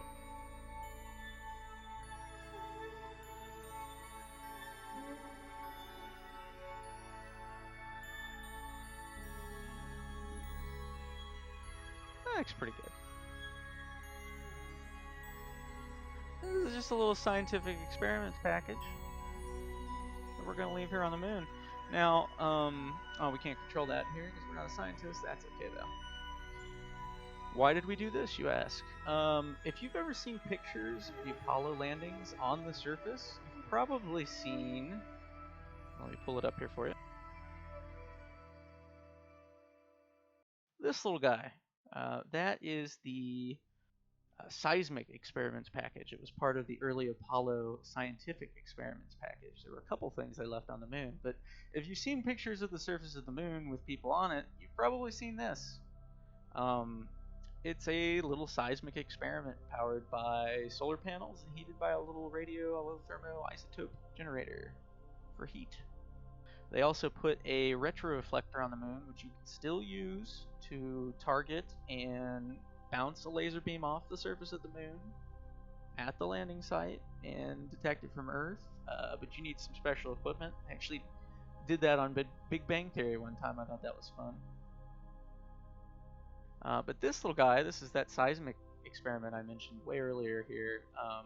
Like I said, a lot of the later missions, the transfer stage, the third stage of the main rocket, they actually crashed it into the surface. So they could read the impact with their seismic sensors from previous missions and various probes. So I made this early experiment package to kind of look like that guy. Just because I always thought that thing was fun. And like I said, let's go check out this rock real quick since we're here. Fun thing, hills on the moon are always bigger than you think they are. It's part of the fun of the horizon being so close because it's so small. You think that hill over there is really small and you're just gonna climb that hill and go check out what's on the other side, and you are wrong. It's way bigger than you thought it was. But we're in a pretty cool little spot here. We could probably actually go to the lip of that crater pretty safely and look at it if we wanted to, but I'm not gonna worry about it really here because the point of all this is to show off the vehicle, and that's what we're gonna do. But we definitely want to check out the sweet no clippy rocks, so let's go take a look.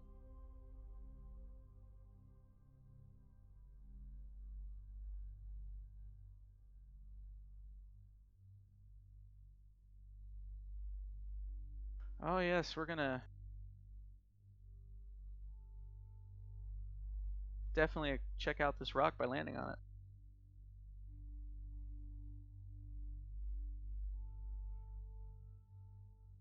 What has science wrought? Humans never seen again. I was very excited when I saw these rocks for the first time. I was like, ooh, all these cool rocks on the moon. I'm gonna go land on one. Yeah. Usually on EVA packs. Let me land this little guy here real quick.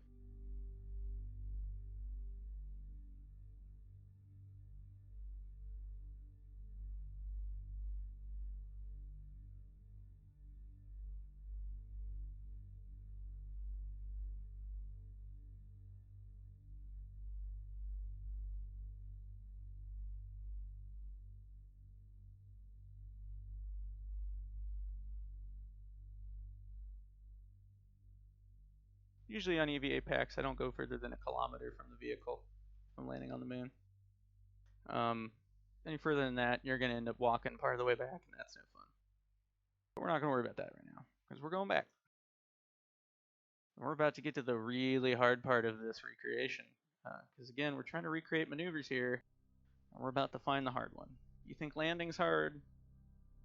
No. Taking off is hard, if you want to do it the way they did it.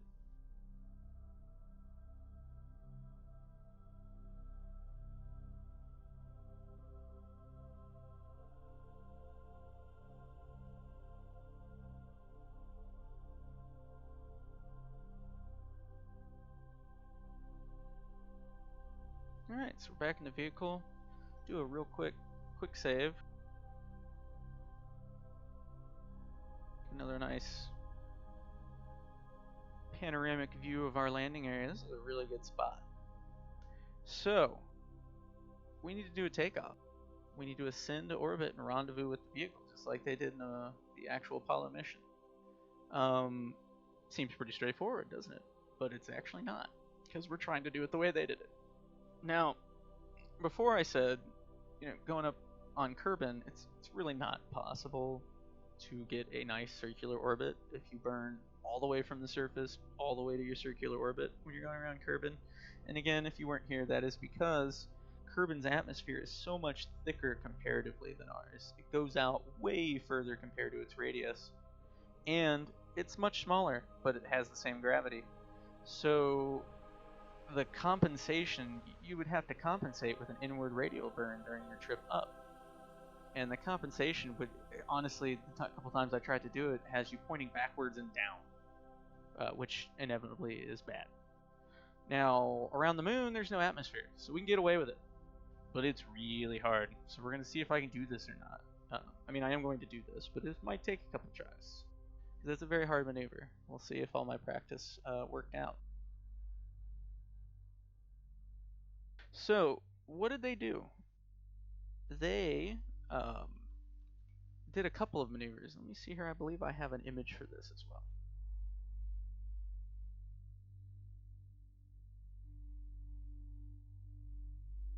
This is more or less their ascent maneuver for the actual mission. They did a direct ascent from the surface to this point in their orbit. At the very bottom there, right above where it says landing site. I always forget that I can't actually point at this. That maneuver put them into an orbit which was, I believe, 9 by 45 nautical miles.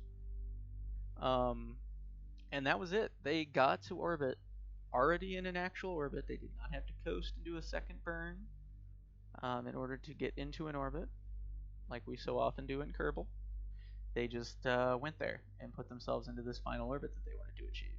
And that is really hard to do in Kerbal Space Program.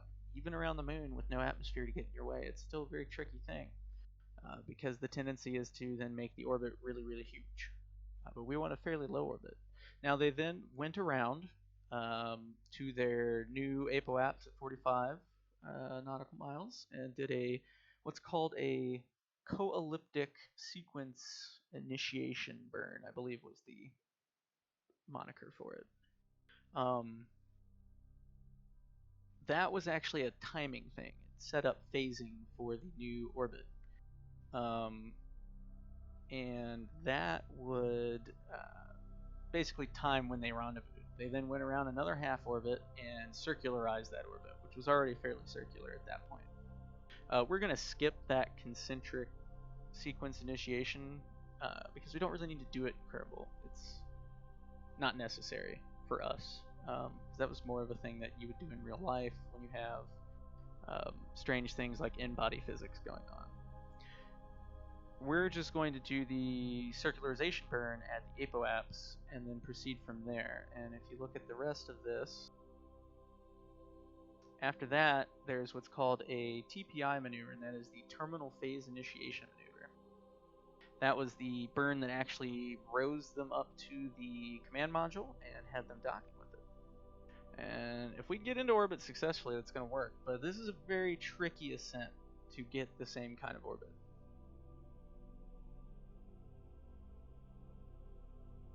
So we're going to set up for this and see how it goes. We need to target the command module. And I've worked out here, and this is actually really useful.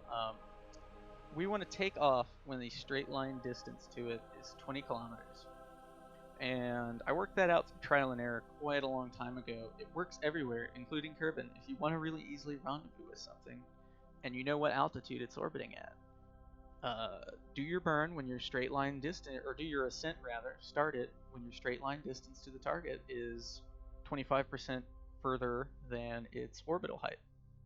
And it will set you up for a really easy rendezvous within 1 or 2 orbits. So we're going to do that here. And this might take a few tries, so we'll see how it goes. But to prep for it, they're obviously on the other side of the moon right now, so we have a moment. We want to make sure, yes, in fact, our bottom stage is turned off. Our second stage is ready to go. And we're going to set up and do a little quick travel here to get it where we want it to be. And the number we're looking at is this down here. I don't know if you'll actually be able to read it on the stream, but that's what we're looking at. It's our straight line distance. And it's one of the useful things that Kerbal Engineer can tell us.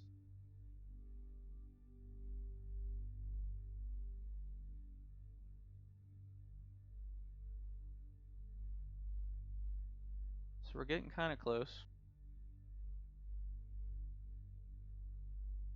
And I'm going to actually hold that quick time there real quick.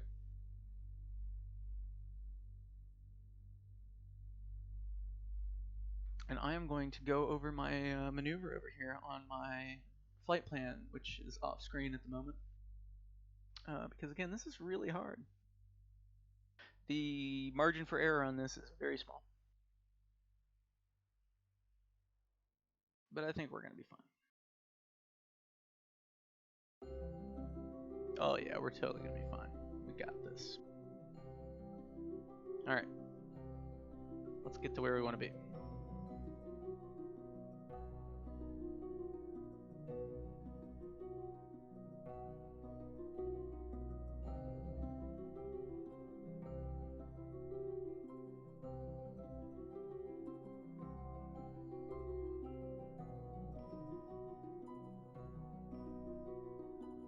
Do one final quick save in case we need to retry this.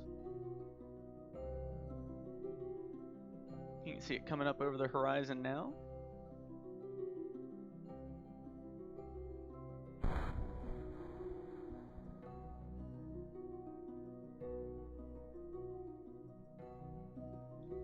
ready, RCS is on, everything's on. We're good to go. I'm probably not going to be talking during this, because again, I'm going to have to concentrate really hard. But after I'm done with it, I will explain what I was doing.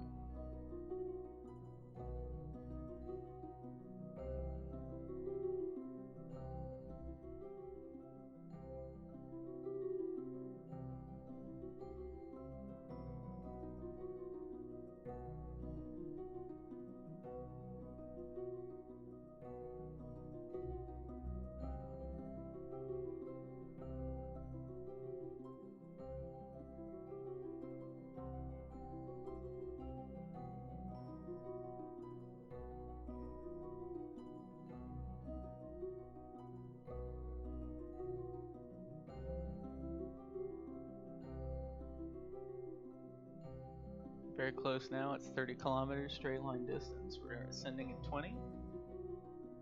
Everybody wish me luck.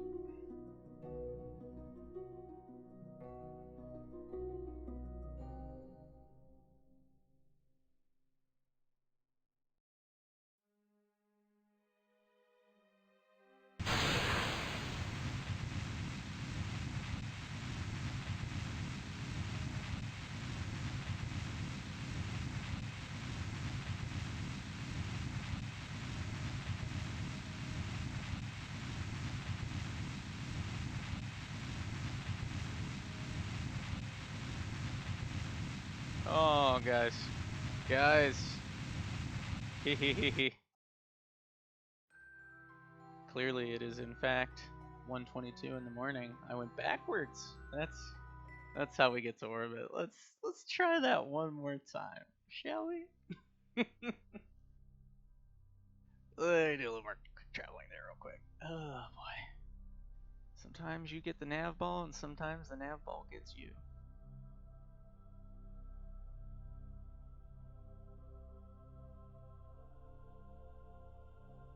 I do that more frequently than you would think.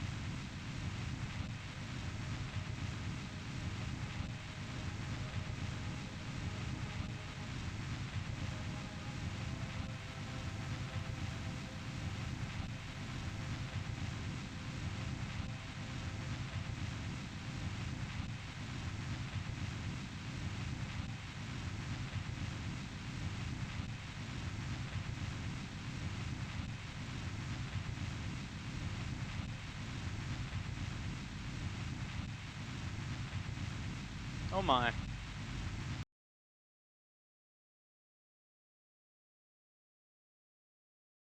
What is going on here? I'm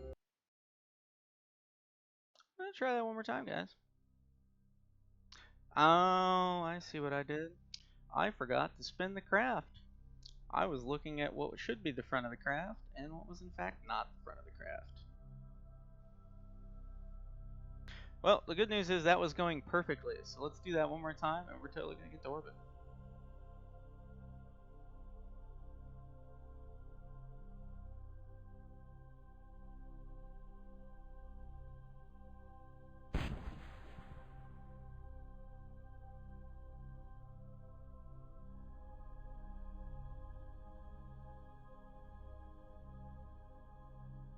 We were flying in a really good orbit, just in the wrong direction. I had it right the first time. Like I said, it's 1:22 in the morning.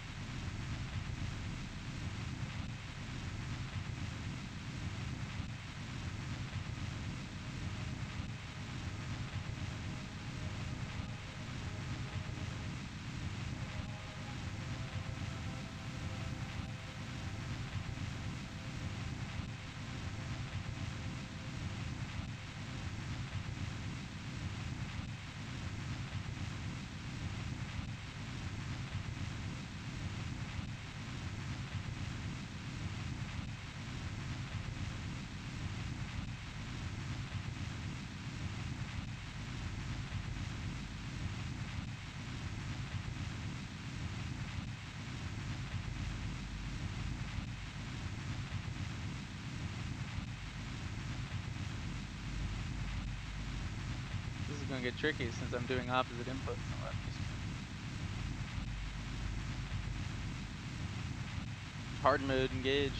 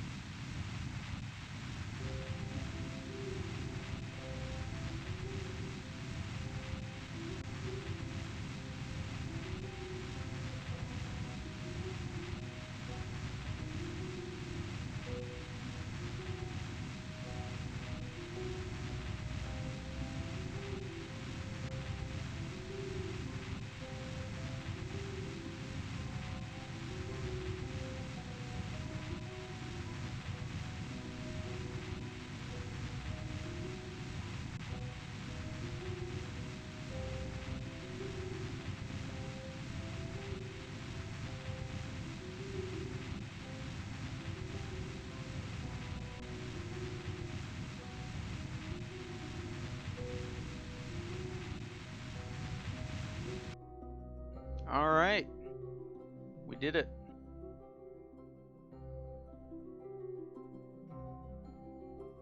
Third time's the charm. Like I said, that's a really hard ascent profile to use, and here's why. What I'm actually doing there is I was ascending vertically until my apoapse hit 4,300, and started pitching over aggressively. I want to hit 45 degrees pitch over by the time my apoapse hits 6 kilometers. And I want to pitch even more quickly. And I want to start to level off my attitude on the horizon when my apoapse is around 6,800. And then I'm just watching my vertical speed. I'm not looking at the craft, I'm not looking at anything else, watching my vertical speed. And I'm trying to keep that steady at plus or minus 2, maybe 3. Every once in a while I peek at the periapse height and the nav ball to make sure everything's pointing the right way and it's doing what I want it to do. And I start speeding up into orbit. And I watch, and as that periapse altitude starts to hit about negative 80, I switch it to prograde and stop worrying about the vertical speed and just watch. And when the periapse height hits positive, just becomes a positive number, the apoapse height starts to jump up real fast. When it does that, when it hits 10, 11, 12 in this case, that'll work. I cut the engines, and here we are in a 7x12 orbit. It is that hard to get into like a nice little semicircular orbit around the moon if you want it to be low like this. If you want it to be really high, it's super easy, but really low down, it is not. So, like I said, we're going to do our constant delta height maneuver now, which is basically a circularization burn. And we're going to skip the whole concentric sequence initiation thing, because we don't need that. It's a timing thing, and it's not really relevant to what we're doing here in Kerbal. It was for the moon, in real life. So we're skipping that. We don't need these anymore. We can turn off the engines.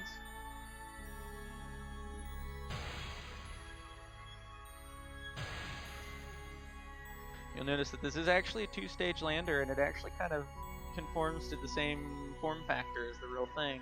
It took a lot of shenanigans and part clipping silliness before we had tools to do that with easily in order to get this thing working. I actually built this originally like last year very early in the year before the advanced tools in the builder were out. So that's why this is like doing some wacky clipping texture stuff, because it's kind of glitchy.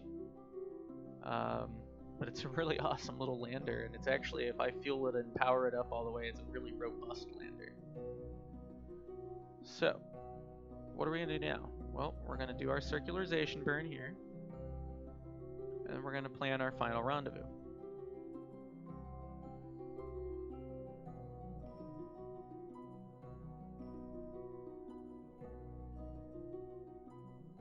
That looks good.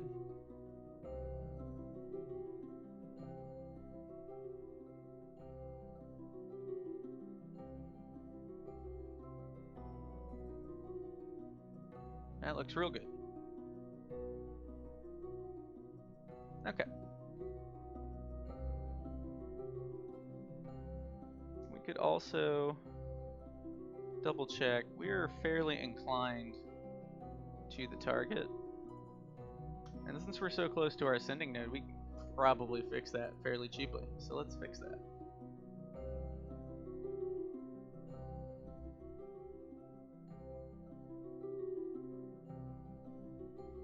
Actually, you know what? Let's just do the burn on the ascending node.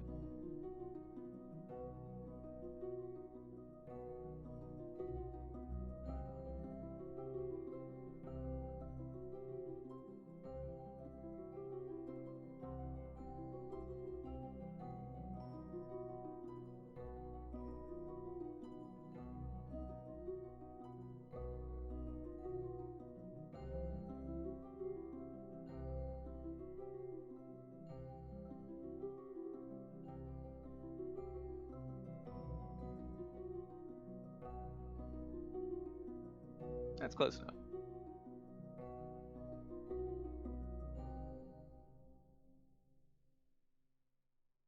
So we're going to line this up. This maneuver is going to be done with RCS. Now, on this stage of the mission, the RCS accelerates at about 1 meter per second. A little bit less than that, but it's close enough. This could really be about an 8.5 second long burn.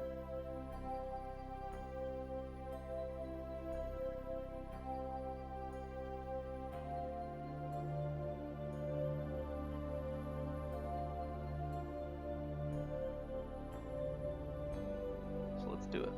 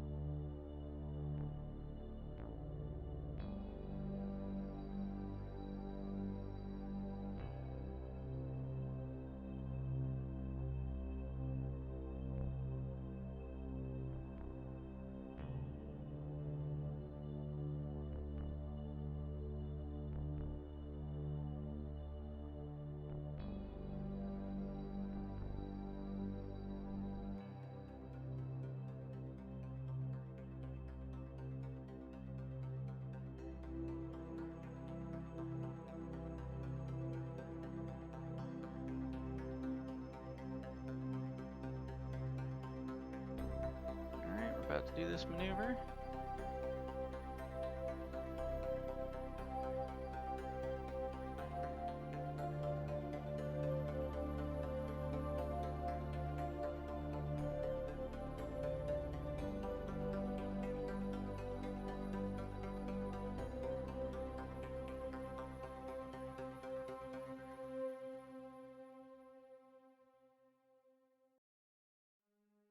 Alright.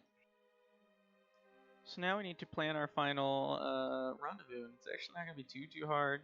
because we've got a really good separation right there. So I'm thinking about here. We're going to add the maneuver and see what we can do with it. That's awesome. Look at that. Oh my. Let's see if we can make that any better.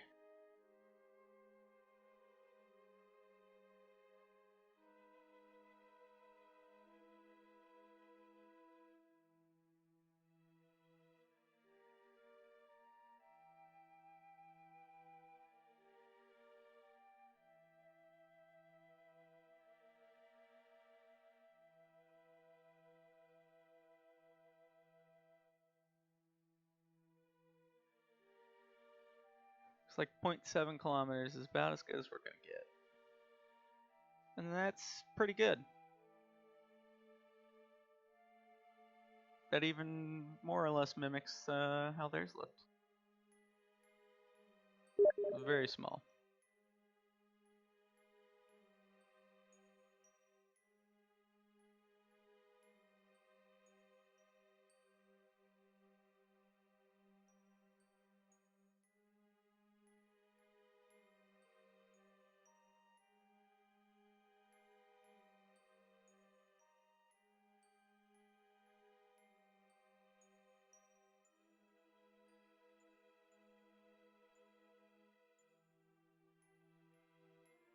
You can see it out there in the distance.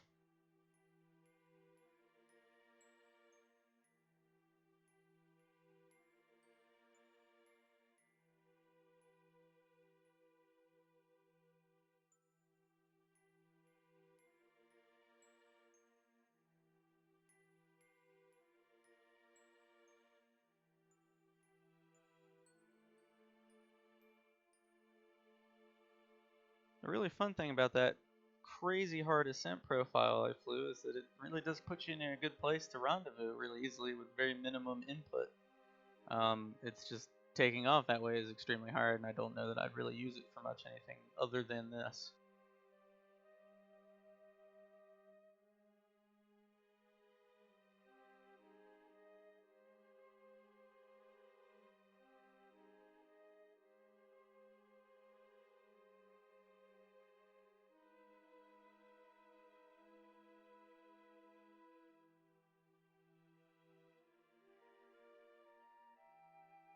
Alright, yep. Closest approach is 0.7 kilometers. So, we want to time that.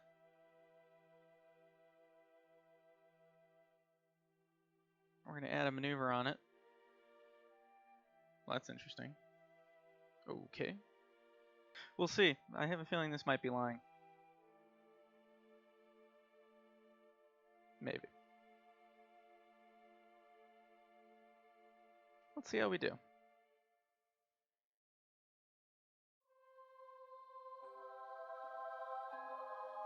We want to switch to target mode here and line ourselves up on the retrograde marker for the target. That's our relative speed. We've got to bleed off about 22 meters per second, although it's going to be less than that when we get there.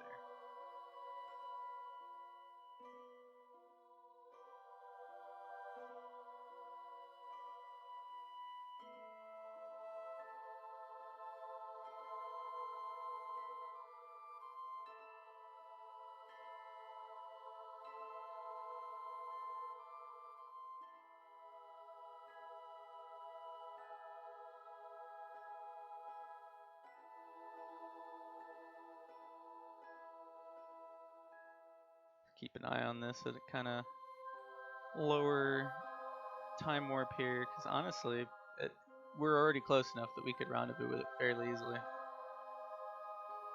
In fact, I think I'm probably going to get ready here soon. And just go from there.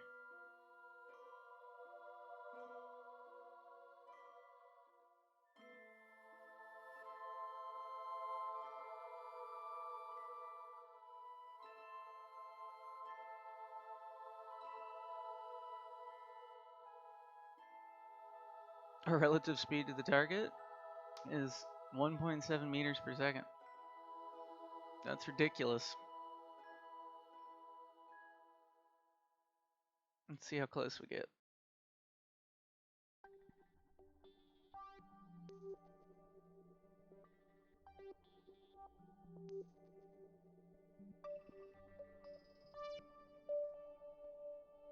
I think we're honestly close enough. Let's get this party started.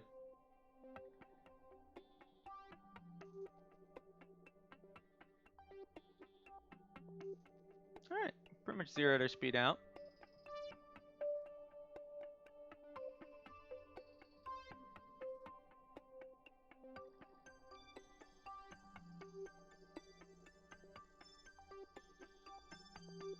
Let's start the docking process.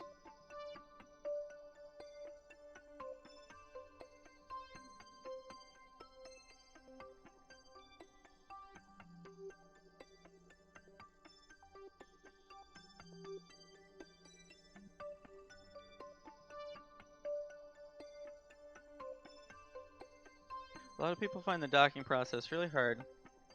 It is pretty tricky. I think rendezvousing is harder than the actual docking process, though. Rendezvousing is hard because you have to figure out how to actually get to something. Docking is pretty easy. You don't even have to look at what you're doing. Just look at the nav ball. In fact, looking at what you're doing can honestly cause lots of problems. Although, depending on the type of vehicle you're docking, it may be very important, so you don't like run it into the other one. Really, you just need to keep your prograde marker on this target marker, and you're going to reach the target. Now, we're going to switch back to this guy real quick. Go ahead and hit the light.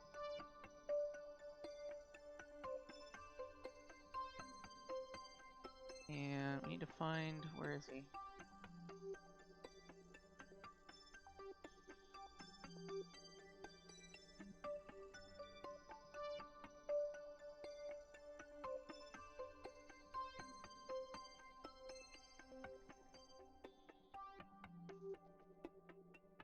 Ah, here it is.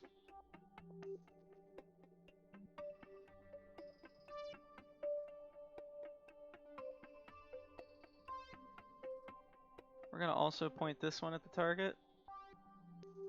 Then we're just going to leave it in stability assist mode, so it's kind of a nice stable platform to dock with.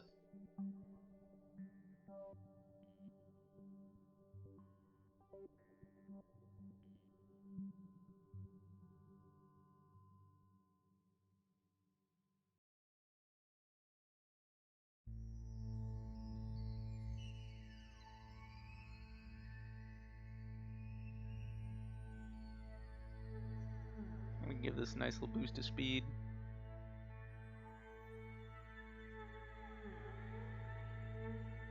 You have to remember that we can only decelerate at about 1 meter per second. So we don't get too close to too high a speed.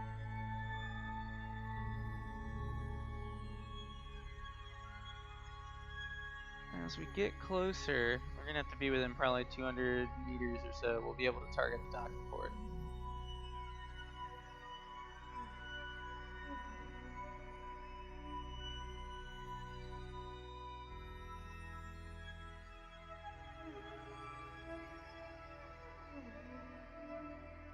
I also use the docking port alignment indicator mod. I think that's what it's called. It shows up as a little red mark. You'll probably notice it here. When you're docking with something to help you line up on the actual node. Very nice mod. It's very low footprint. It just puts a little marker on the nav ball. Helps quite a bit. Because pointing at the target isn't the whole story. You also have to point at the thing you're trying to dock with on the target.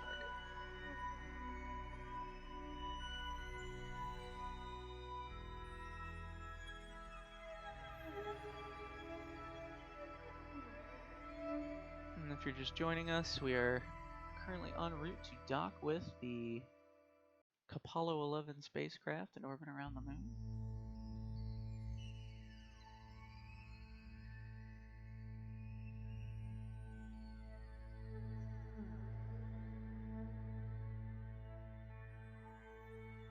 Alright, we're starting to see some detail on it now.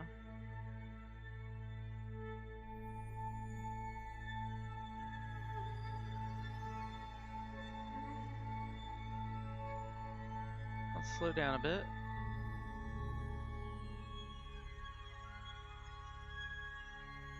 Ah, good. We can target the docking port. Now we want to use the little red mark that's appeared here to align. So we're upright. Not as important at this stage, since we're just going to ditch the lunar module anyway. Now we're going to use some adjustments here to pull that docking port alignment around.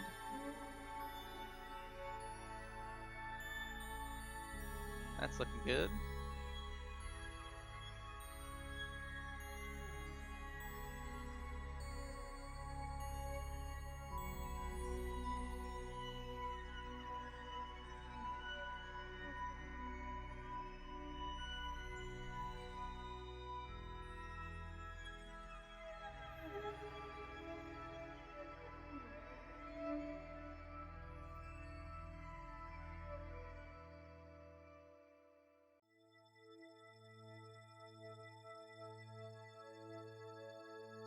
Like I said, I'm pretty much only going to be looking at this, but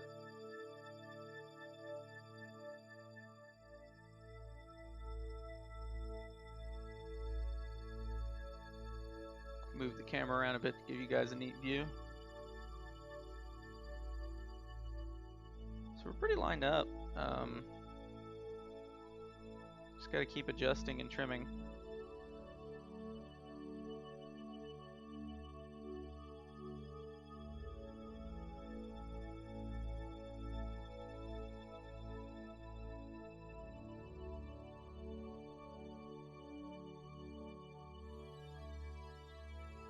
I'm not very gung-ho with docking. I kind of play it like real life. I'm very careful, methodical, fine adjustments, slow approach, gentle. You know. You can get pretty gung-ho. I was testing this one time yesterday. Actually, I was doing a test, and I was talking to my friend, and totally forgot that I was approaching the craft at about 10 meters per second. And I was about 120 meters away from it, still going that fast. And I realized, and remember, I can only slow down at 1 meter per second. So we were like, ah. And it was like, hit the brakes. And it got real close. I skidded to a halt maybe 2 meters away from it. And I was scared. Very scared. And then it just did not cooperate the rest of that docking either. It's very chaotic. That looks really good. Let's see if we can keep this up. Give it a little poof, get a little faster. I do have a docking light here. Now we've got a good view.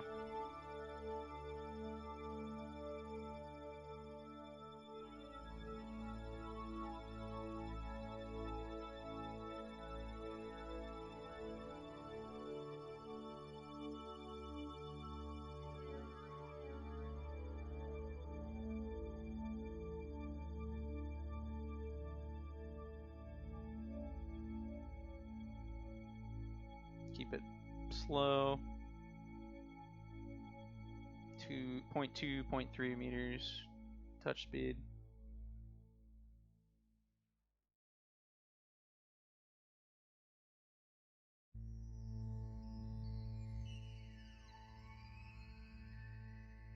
Looks really good.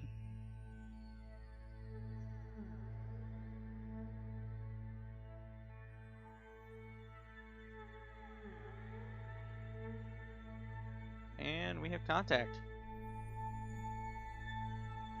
We successfully docked the spacecraft. Turn the lights off now. Alright, so we have rendezvoused.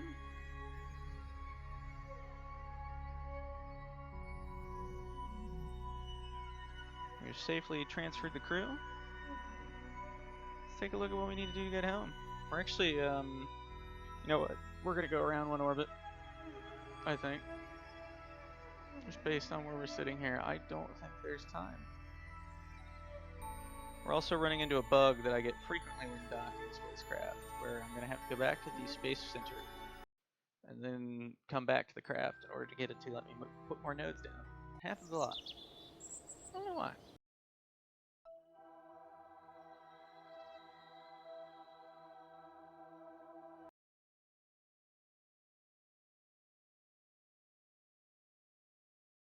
Go to the moon.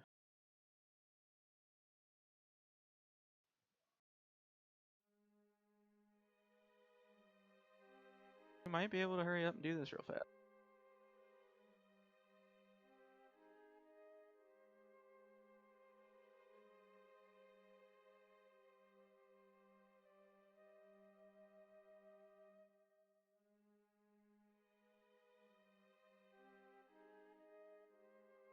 Our return burn, we want to aim for about 25-ish kilometers. That should be pretty good.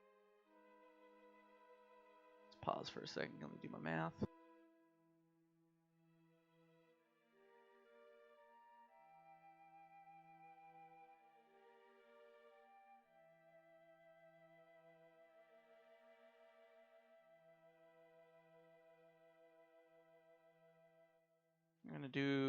We want to start the burn about 47 seconds beforehand, so we've actually got time. We're gonna do this. We're doing the trans-Kerbin ejection burn right here, right now.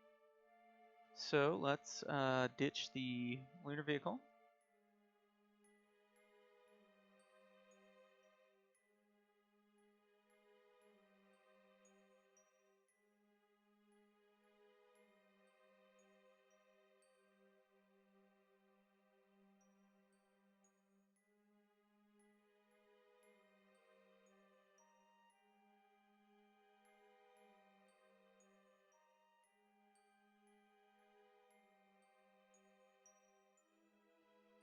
Poof away from it.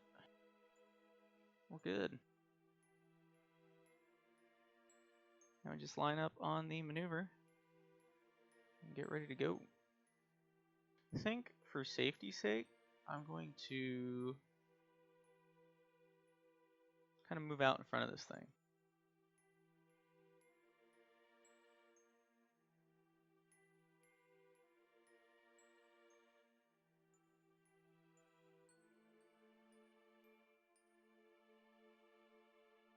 There we go.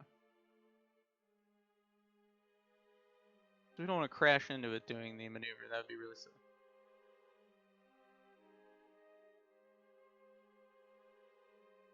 I believe I said 47 seconds before the node. We're going to start the burn.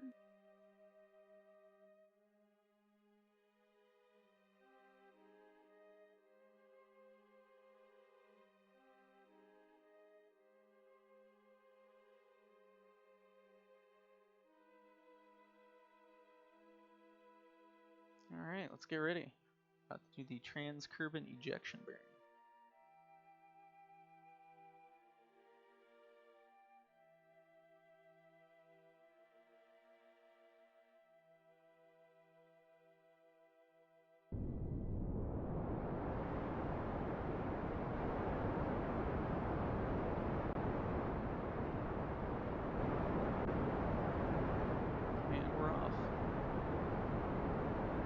Like I said before, we've just ditched this lander in lunar orbit, or lunar orbit rather, and it's going to stay there because this is Kerbal. However, in the real world, if we did this, which is what they did in the Apollo missions, it will not stay there. The lunar lander ascent stages were left in orbit around the moon, and because the moon has asymmetrically distributed mass, it's lumpy, it's got more mass concentrated in certain areas than others over the course of the surface. It pushes and pulls on things in orbit in an unusual way, and that causes anything you leave in orbit with no engines to adjust its orbit to fall out of orbit eventually. It's inevitable. So all the lunar lander ascent stages that went to the moon and actually landed eventually crashed into the surface after being ditched in orbit.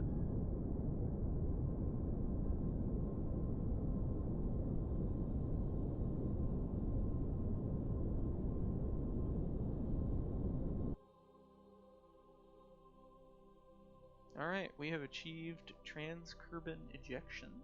We're going to have to do some kind of correction burn there, but I think we'll be fine. Hopefully we'll come down in water. Otherwise we'll get a nice little explosion when our heat shield hits the ground, which is kind of fun. So let's get a nice view here one last time going around the moon. Nice little Mooner sunrise slash Kerbin rise.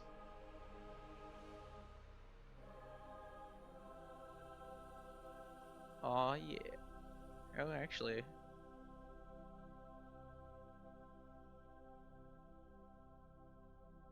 There you go. That's the good shot right there.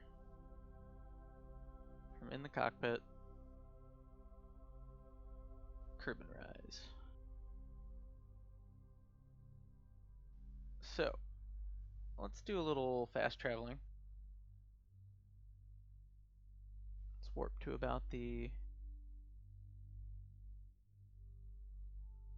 transfer sphere of influence.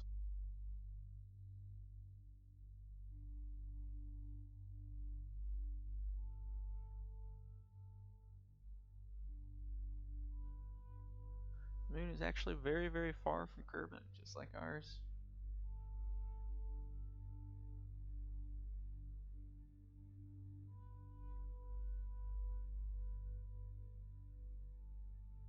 Okay. So we have a trajectory here. It looks like we're hitting the surface. We don't really want that. We want to hit the atmosphere because in real life, since we're trying to simulate this, you can't just dive into the atmosphere like a maniac. Your craft will burn up. There's actually kind of a fine line between successful reentry and catastrophic failure when you're doing a reentry in real life. Let's do a little maneuver here.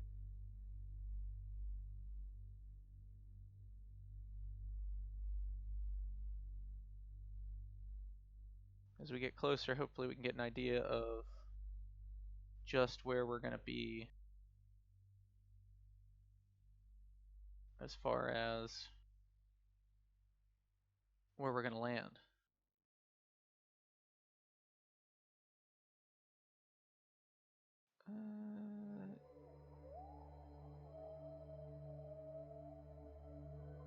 Well, I wanted to warp to the next maneuver node, but it's not happening. So.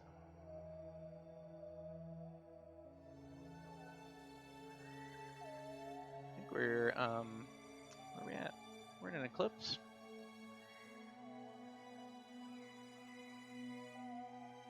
Having a hard time tracking down the planet. There it is. Yeah, we got an eclipse here. That's cool.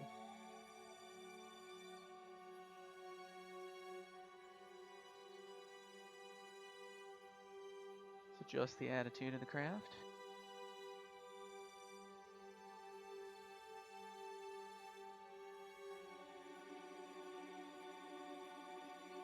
Now, all these course correction burns are done with RCS, just like in real life.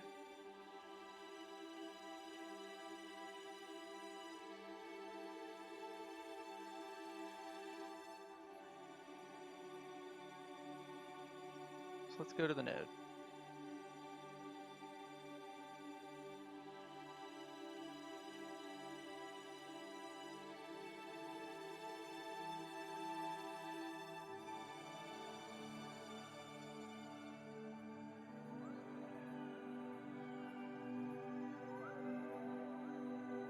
Probably going to be, we're going to want to start it at 13 seconds till the node. Craft is a bit heavier now. Or I could just skip past it because I'm not paying attention. Do that too. Let's cheat a little.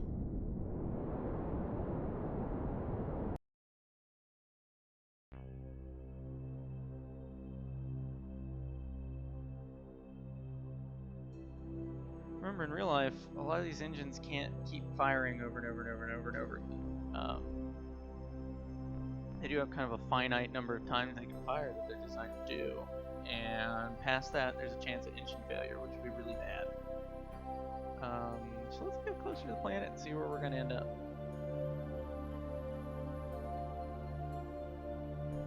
I think when we get a little closer, we'll have a better idea of where we're going here.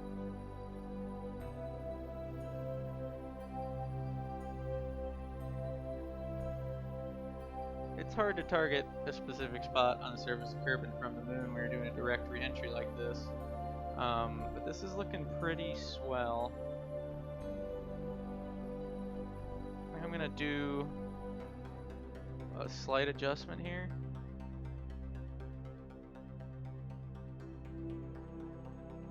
try to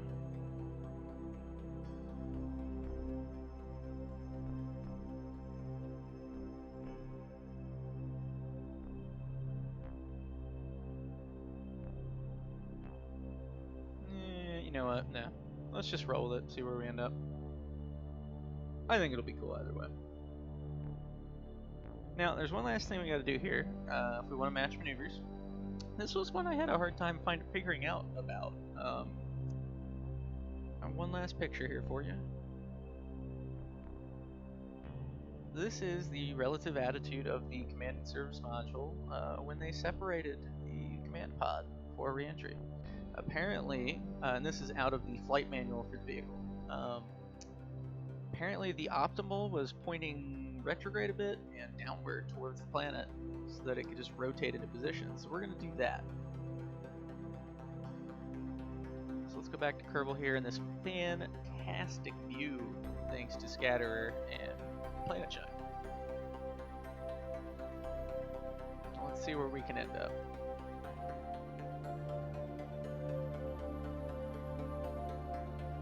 So we want to get to about 200 kilometers and begin planning our descent here. It's looking really good.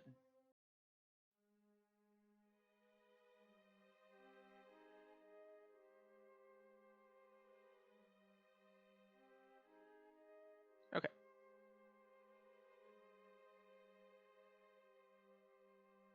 We've reached 200 kilometers. It's time to orient the craft.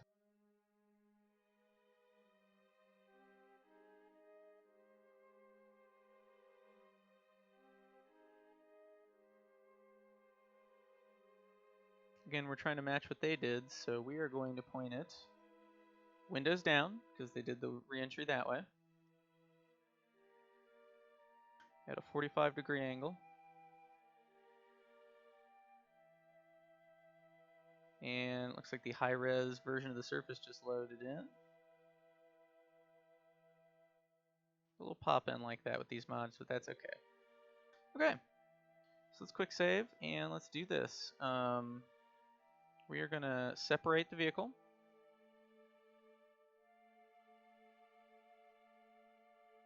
Give it a little poof of time, speed up to stabilize.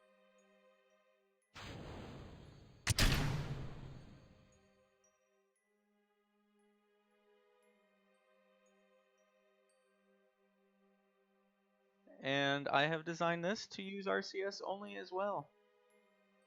We're going to point at retrograde, windows down, and begin the process of reentry. And I'll show this off. I actually came up with a nice little RCS setup for this. It uses yaw and pitch thrusters. Their center of mass is somewhere about here. So they're close to the center of mass, but they are offset. They allow it to spin itself. And then it has two directional roll thrusters on each side to control roll. So the entire vehicle is RCS controlled, except for obviously the launch vehicle. I let that use SAS because honestly, trying to launch something without SAS in Kerbal is very hard. It's just a lot easier to use that. So we've reached re-entry interface. We're going to start getting atmospheric heating now. As soon as we actually get the nice fiery effect here, that's when we're going to turn off SAS and it's going to fly itself.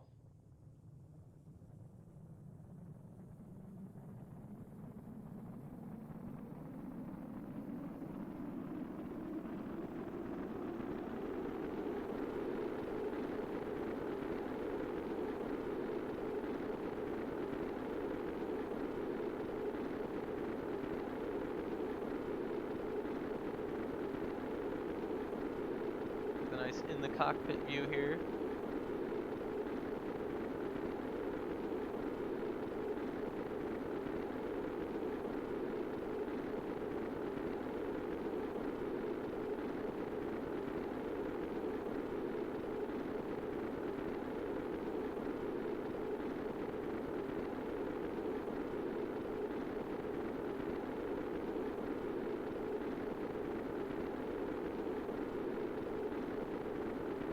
more than enough ablator for this. Really hope we're not going to hit those mountains. That'd be really unfortunate. Nah, we're going to hit the ocean. Well, we'll see. We can always do some kind of emergency burn.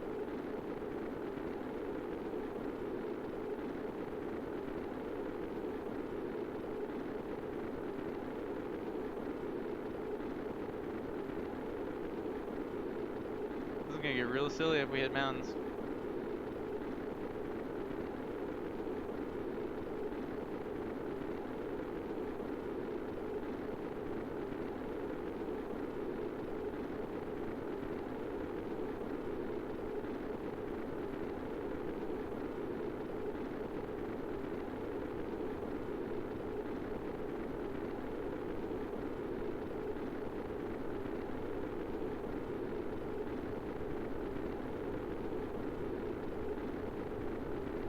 Oh yeah, there we go. It's starting to slow down a lot. We're gonna start arcing really hard now. Alright, so atmospheric heating is over. I think we are gonna come down in the ocean. Maybe. Looks that way. So we're watching now for our drogue chutes to be ready to deploy.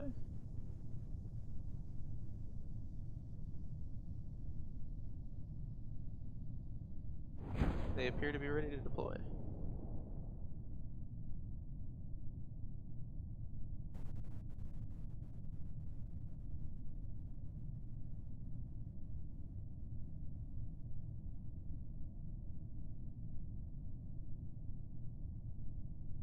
We'll go on drogues for a bit longer before we deploy the mains. I really don't feel like hovering to a super duper slow landing.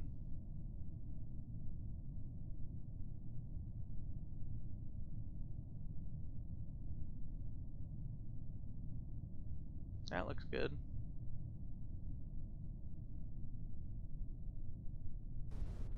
Alright, the drogues have deployed all the way.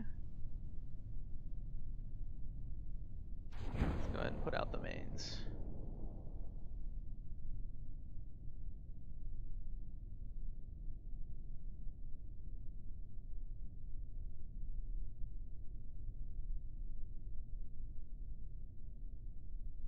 Main chutes have deployed. And a nice distance there. Scatter making that atmosphere look great.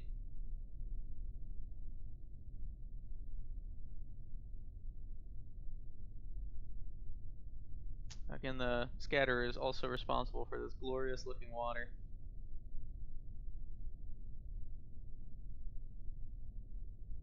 So that was a very successful mission.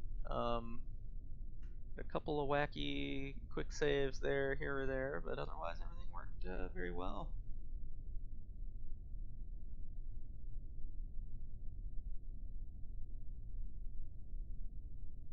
It's actually been quite the project as far as making this as close to the real vehicle engineering and maneuver-wise as possible. I had to do a lot of research on the actual vehicle and what they did. A lot of it's actually kind of tricky to track down.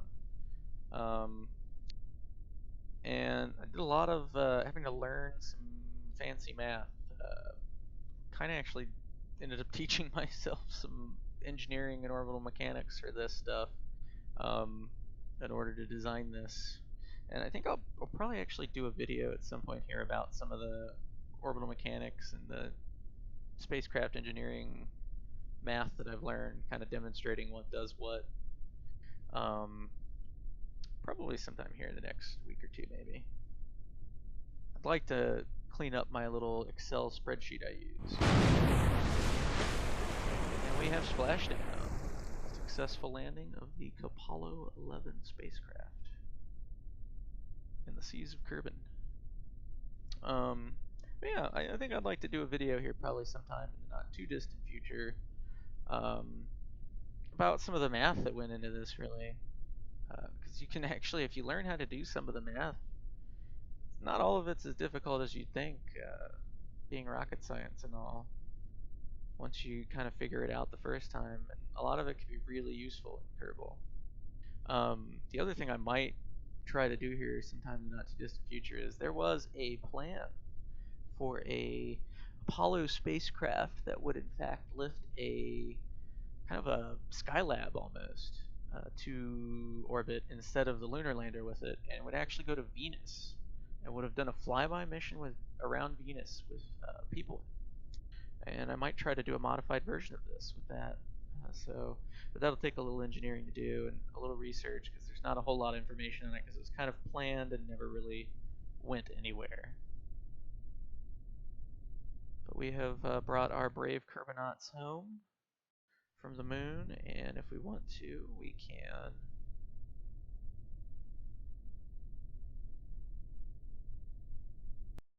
exit to the Space Center here and go take a look at the remains of our lander on the moon.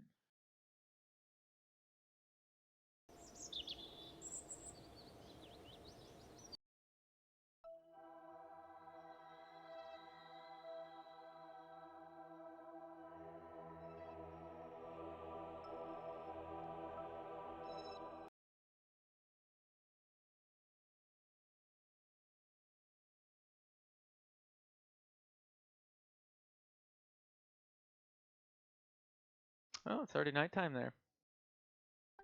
Or close to it. No, it's quite nighttime. And there it is, our landing site, a testament to the bold Kerbals that came here.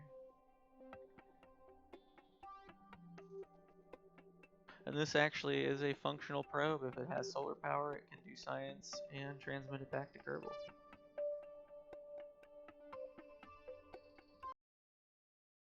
But yeah, I mean that's it really. We've done a pretty lengthy mission here really. You get right down to it. I don't have any idea what kind of graphical shenanigans are going on there, but whatever. Like I said, a lot of time went into that actually, planning wise. I actually started on that last year, and got distracted by multiplayer mods and other shenanigans, and didn't come back into it until about 2 weeks ago, and really kind of finished redesigning it. We've recovered the crew, and the mission is now complete. I'd like to thank everybody for watching tonight. If you stuck around, or if you came in a little late, take a look at the stream. The recording of it later on, see what you missed. There's a lot of interesting stuff going on. At some point here, I'm gonna probably tomorrow take a look at it, turn it into a highlight or a couple of different highlights, maybe even put it up on YouTube for people to watch. So, if you like it, take a look at it, and just, keep your eyes on me, see if I do any more. Because, like I said, I kind of want to do a few more things with this, and maybe some stuff about the math that was involved. But thank you, everybody, and have a great evening.